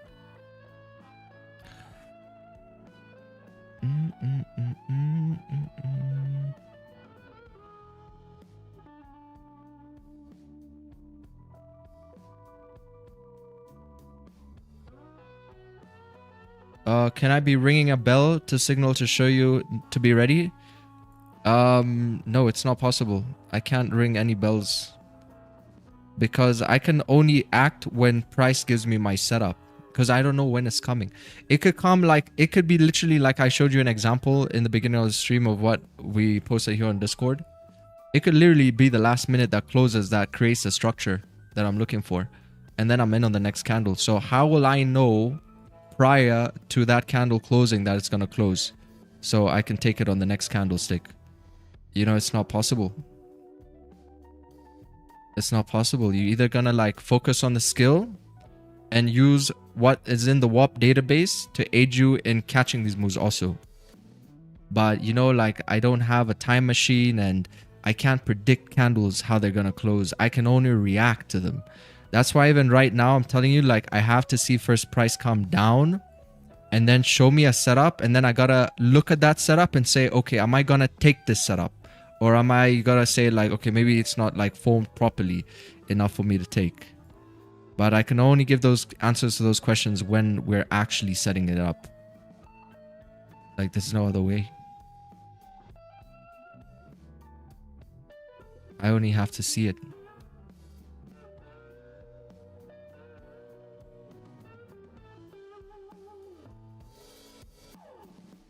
Like, you know, the thing about trading, man, I don't know if you guys have noticed, but trading is a super delicate procedure.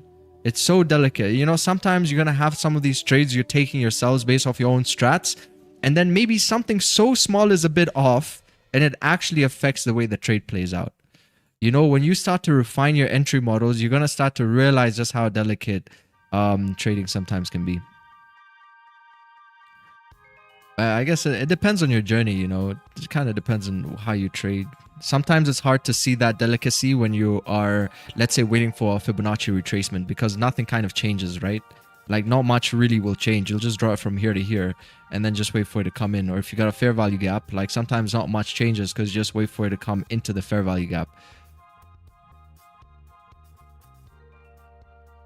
So yeah, I'm just catering for people who do that. Like maybe you're not going to see the... Maybe sometimes you see it. Maybe the candlestick closes in a weird way here. And the one for here, it's like a bit off something. But yeah, trading is delicate, man. It's a very delicate thing. You see like what happened here, for example. You see some people get stuck in these.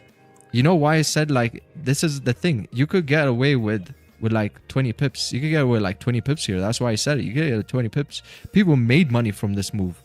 Buyers make money, sellers make money, pigs get slaughtered. Very delicate. If you hold for too long, boom, it can become a losing trade. Maybe if you're not thinking clearly today, you're not focused, whatever, you can mess the trade up. Maybe you put the wrong lot size in, or you don't close on time, or you do something. You know, it's all very delicate. That's why I told you guys. Remember, I said this as well. The sellers are getting a reversal signal right here. The market is warning them that they have to manage their risk. But if you're too like flustered, if you're too like, you know, you need this trade to play out, you've been waiting for hours now, and man, the trade finally came through, and you need to see this be a bumper clot, you miss on all those delicate little things that the market is telling you. You know, it's telling you, man, you gotta manage your risk over here. If we break above 39.90, I'm coming back into the range. But you see, if you're not thinking about that, but all you're thinking about is the money, then, you know, at that point, you're going to go and gamble and do something else, because trading is not going to work for you.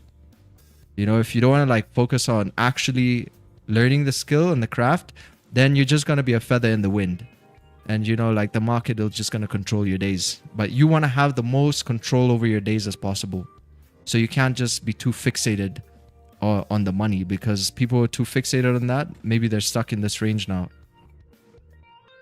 You know, they're stuck in this range. Maybe stop loss has already got hit because it pulled up like a... How many pips? 66 pips. But you see, if you're too fixated, let's see what the market will do to you. It's going to build your character. It's going to tell you, oh, okay. So you think I'm going to move because you want me to move. All right, we're going to go back into the range. Maybe it stays in this range for another hour, you know. So that's why when it gives you an opportunity, man, you got to take that opportunity in and out. Manage your risk. Worst case scenario, break even. Who cares? It pushed like 35 pips. It could have just continued running because that's how your best trades are going to look. Man, most of your trades which are pushing like 20, 30 pips, look at your data. Those trades, they just keep pushing. They never come back into entries like that quickly. So, you know, you got to manage your risk. And that's all that it is.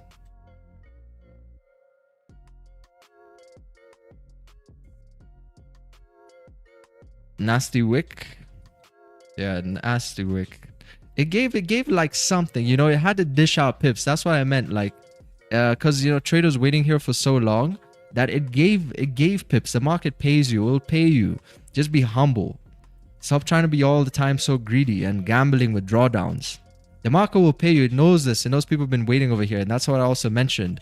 That's why I was like, it could give like at least a 20 pip push. It's going to pay some people out. It's just not going to pay the greedy people.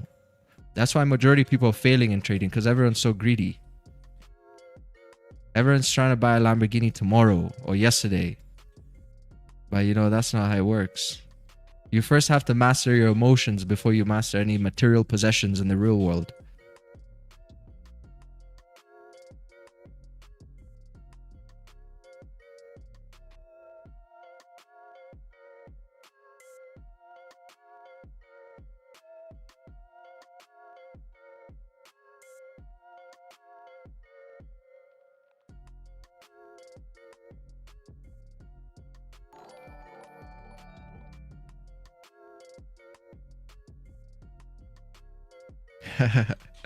How can this donkey have so much fake movement?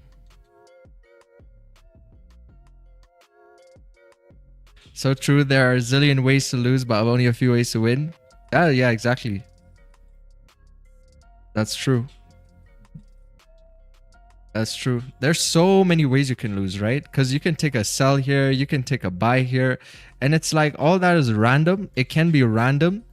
So it's going to be much difficult to replicate this. So when you're looking at the charts, you're trying to see like where those areas where it's like a little less random. You know, you don't always got to be right to make money in the market. You don't have to have this thing fill the whole bloody range. You know, you don't have to be right. You just have to see where there's less randomness and secure something. You know, and maybe you got to stop focusing on risk to reward too much sometimes too. You can look at, see how can you reduce your risk. Because if you start a trade with like, let's say 20 pip stop loss and it moves up in profit, say you get a candlestick move up like this, you can reduce your stop loss here. You can always reduce this. So instead of a 1 to 2.35, then your trade becomes a 1 to 5. And you can even increase this and that becomes a 1 to 8. You know, and then you can even do this. When you put this to break even, that becomes a risk-free trade. So, you know, that's always going to be fluid and changing. You know, maybe that's what's sometimes holding people back because they don't know how to lose less. They only try to win more.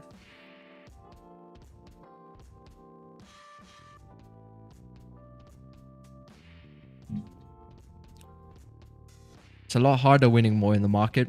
That's where people go wrong. Trying to be right. You don't have to be right.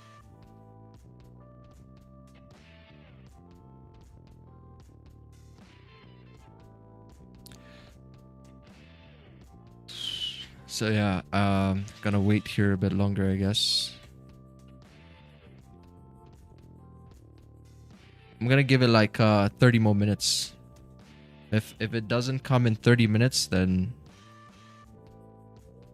I'm gonna call it a day here.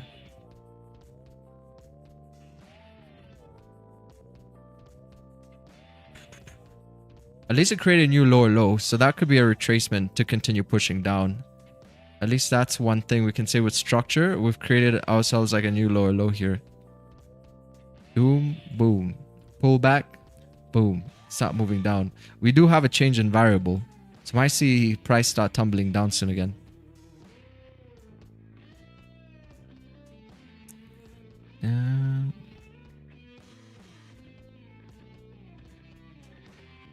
So we gotta wait. Hey, Mark Salisbury. Thank you for the sub. It was run by Zishi, who trained people who work at ICE and lots of other major companies. I'm back from London and I've just completed a level 5 financial trading course that lasted six weeks. It was so much fun. Oh, nice. They train people who work at ICE and a lot of other major companies. A level 5 financial trading course. Oh, did you learn about accumulation distribution?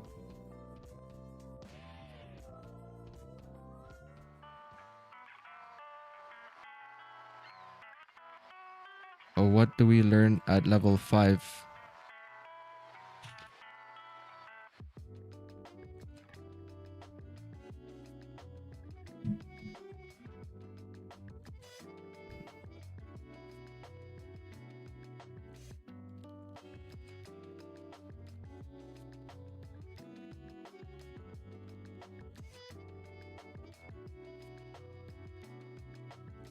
Did you learn about auto blocks? Spill the beans. What are they teaching? Support resistance. Hey bro, how you doing? Did you catch any pips in London? Yeah, I got a sell. Waiting for some sell continuations now. Maybe when I get my sell, it's gonna be a bumper clot. Why are you running?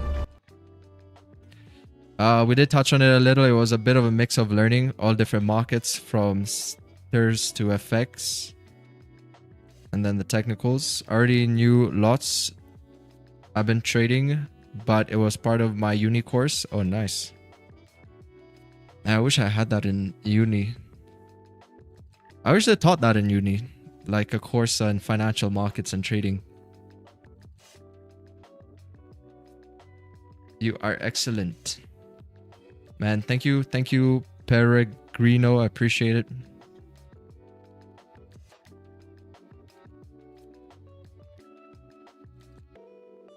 $15-minute fakie, yeah. It was that hourly candle, didn't have the top wick. So it went back up to create the top wick. Tetra, what's my edge? My edge is patience. That's all my edges. Because I know, remember we spoke about tilt earlier on? I know how bad tilt can be and how quickly it can compound. The compound interest on tilt is insane. It really adds up very quickly. So I try and remove as much tilt as possible from my trades. So I don't, basically what happens is I don't let the market dictate to me when I trade. I dictate to the market when I trade. You know, it's not the other way around.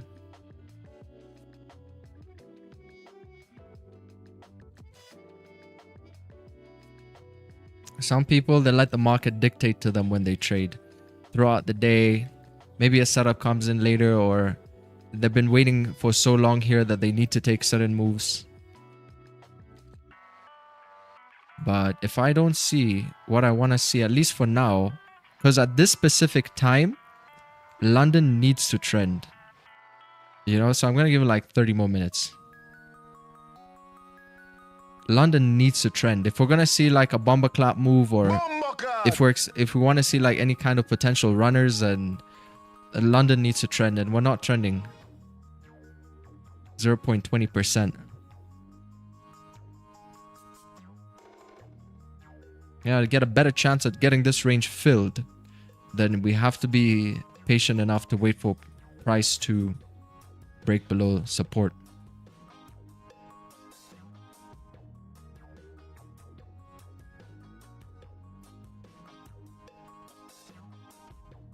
See, and it's all the market. Look at it. It's literally the market. There's no volume profile, nothing. Nothing's going to show you anything. It's all up to the market. Look at it. It's literally deciding itself if it wants to move or not move. It will pay you, as we mentioned. Look at this. It will give you something, but at the end of the day, you know, market is king. If it's not yet ready, it's not yet ready, so we gotta wait. I think that's that psychological relationship, which is hard to explain. I can say it verbally, but if you, it's like one of those things, like if you don't know, you don't know.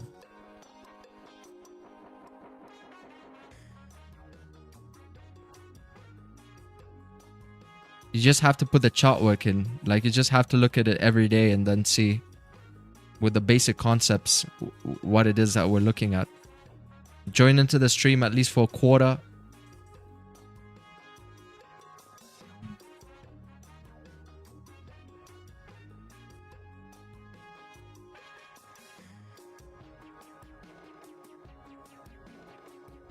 Let's see what happened here 1 hour ago. Gold cuts losses as dollar rally pauses. Gold is consolidating in the region of $4,000 and the next few weeks will be crucial.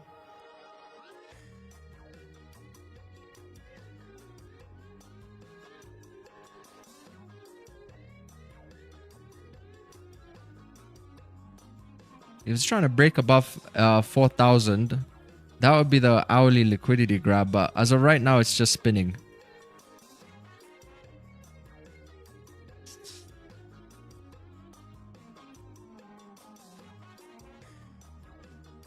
Tell me a Telegram channel. I couldn't find you. I don't think you're gonna find me on Telegram. You gotta click on the. Wait, let me send you the link.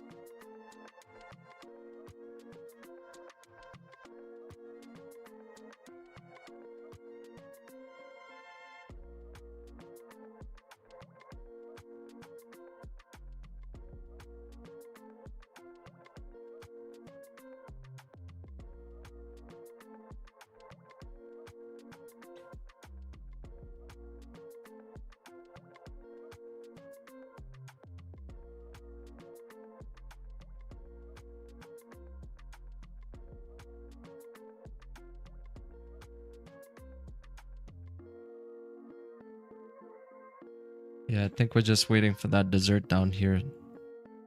I already gave the steak. I gotta wait for some humble pie. Below 39.85.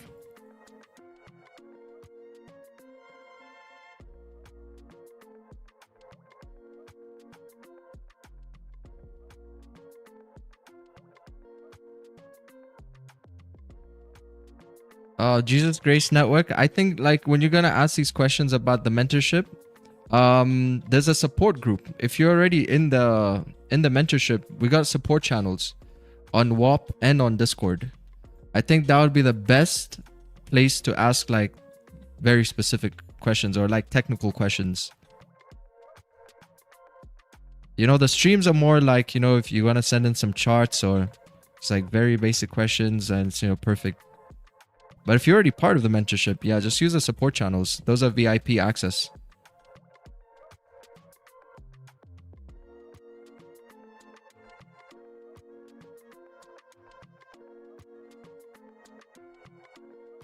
All right, let me see what's going on here. 30-minute has created a support. All right, so looks kind of like it could be a break and a retest off the 30-minute.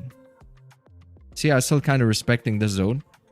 So what I want to see us respect this area like this. You see, we're getting that SMA's catch up as well. Got that 8 SMA nicely catching up too. Got the hourly still holding this thing up, but at least 30 minutes in our favor. As we start breaking below those lows, we'll have the 5-minute, 15-minute in our favor SMAs and the 5-minute too. Yeah, I'll be much more happier with the trade below those. It's creating something really nice over here too. If that was happening like literally like down here, I'll be looking for a sell continuation. But we're still monitoring how that 30-minute is going to be respected, I guess.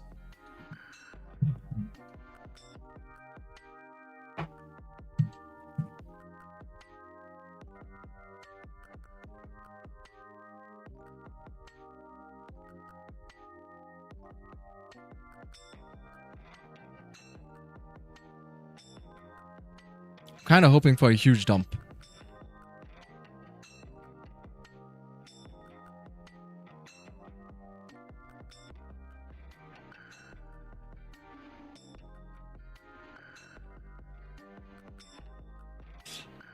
Bad trading today. I'm make my day. That's it. Yeah, I mean, like, sometimes the market doesn't move during the times that you want to trade, right? That volume, it just gets carried over to like another time. So it's heading more into that pre-NY-ish time. Pre-NY time.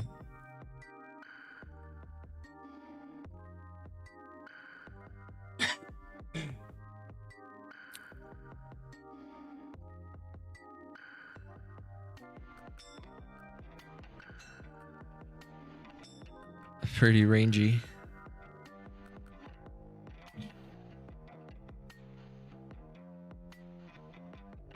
The only thing that we can see is that 30-minute. The thing that's holding this the most is 39.93 support. That's what's holding it the most for a flip, wick fill, then potential continuation to the downside. Because remember, it still has not had a move. Gold has still not really fully given people that distribution, that distributive leg like what you've seen previously over here.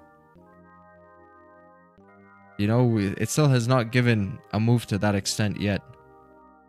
So it's still hovering in point A.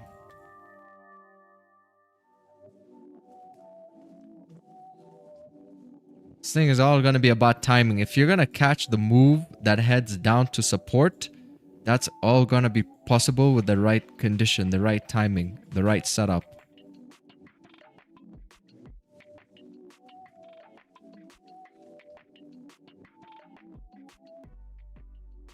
This is not it yet. You gotta see. You see that bully SMA? You gotta see this, hold this thing down. But you see, there's like 23 minutes left in this candlestick.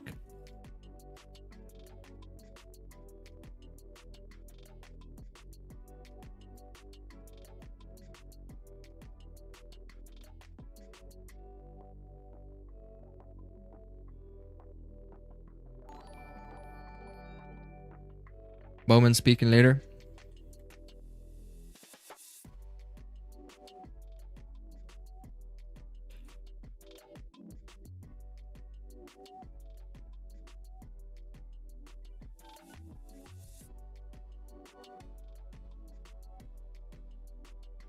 And then we got NFP. I mean, ADP tomorrow. Oh, price just doesn't range the whole time. The 30 close below last recent.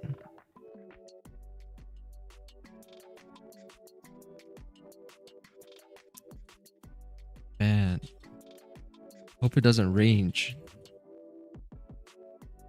But what I'm trying to look from a higher time frame perspective, because the lower time frames look like they're ranging, but the 30 minutes seems quite decent.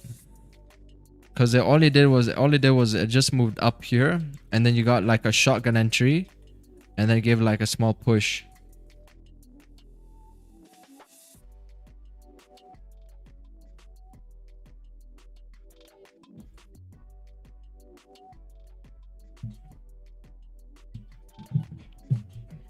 It was actually a nice breakout. Shotgun on the 30 minute and then breakout on the 15.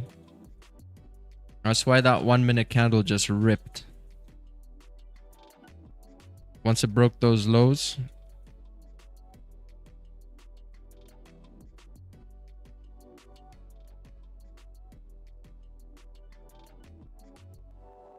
Got that 4 hour as well. That 4 hour SMA still holding it down. Also got 4 hour support level all the way back over here. I mean, it is not an easy zone for buyers, that's for sure. Even look at the 4 hour clean ranges. It's like the buyers are trying to rip it up every time. You can see with these wicks. But we've been trying to correct this range here. And Goldie is definitely feeling a lot more pressure from the sellers.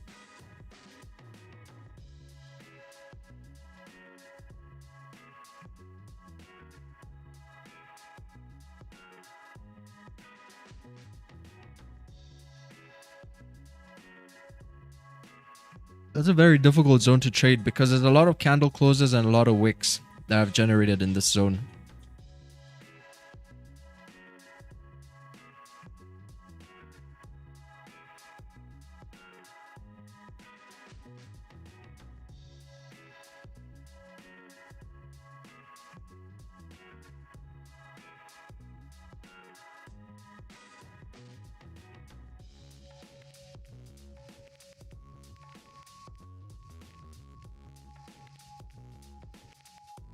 But you see, now this is a point where it's where you can easily become a slave to the market and just end up spending the whole day. Well, up until I think at least in York session, just watching this thing range. It's going back up, so I don't know. I wanted it to come down.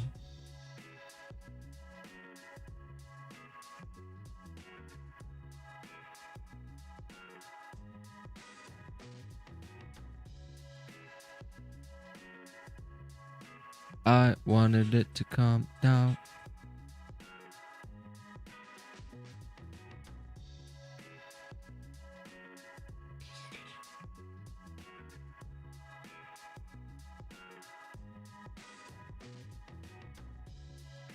Would it be insane if it just freaking ripped past 4,000 and then start making its way up there on the daily? We had that 4-hour resistance. And then that becomes like a fake out. Like this would be like a V-shaped fake out. You see how it broke below that support? And then you're gonna get like a V-shaped reversal like this. And that's gonna be the HDF liquidity grab to break above 4-hour resistance.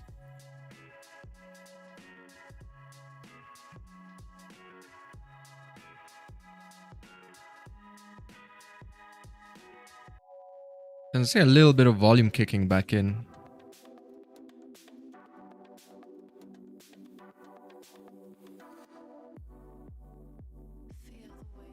Hey, but if you took a trade today, man, and you had a profitable day in this range, you know, congratulations. Because this is not the easiest price action to trade. You're just kind of going based off of the...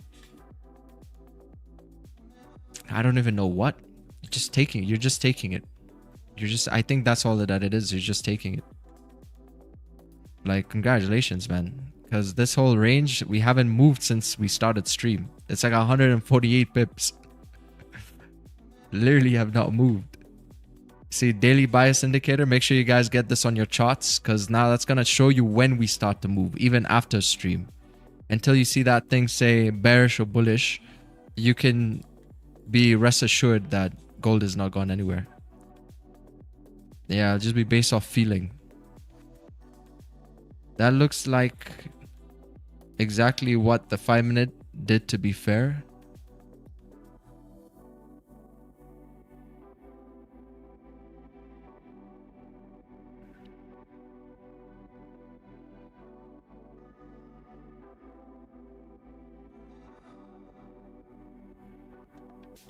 This is like, you don't want to be put on the chopping block, you know? Some people are going to be put on the chopping block over here and the market's going to chop you up.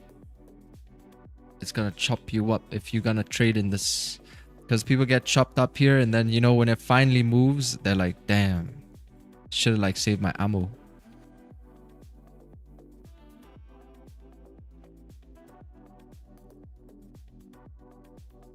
There are 49 million kangaroos in Australia and 3.5 million people in Uruguay. So if the kangaroos ever attacked Uruguay, each person would have to fight more than 15. Damn. Well, let's hope. You know, there's this like a mushroom in nature which takes over like the ant's brain. So imagine that. Like if you ever watched The Last of Us, it's kind of like, I think it's maybe loosely, okay, it's like slightly inspired by that a mushroom, because these things are like, you know, mushrooms and they take over people and they control them. So there's this freaking thing that takes over ants' mobility and it controls them and it like puts them in areas where it's more moist and stuff, and then it basically just fucking kills the ant and then creates more spores. But it's insane to think if that could happen to an ant, man, like in principle, it could happen to something bigger, like a kangaroo. Imagine if something like that happened, that's how the world ends.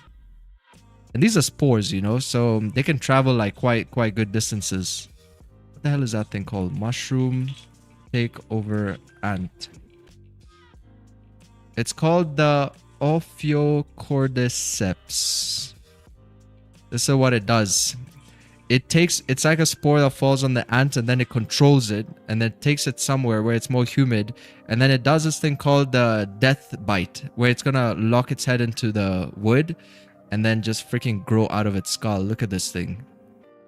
Man, that's like something straight out The Last of Us. Imagine that thing takes over kangaroos. World domination. Yeah, it's crazy, man. But I don't think that could happen to something like bigger than an ant, fortunately. Holy.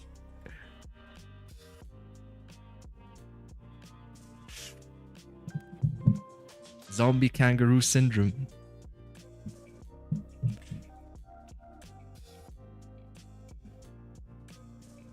But you know, that's the type of shit that people like mess around with in labs, just to see what happens.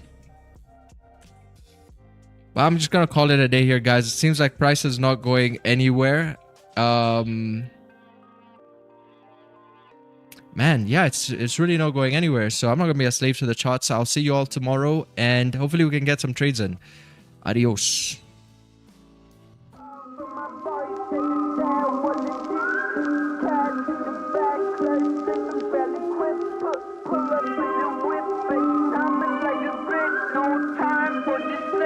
Now we bout to dip.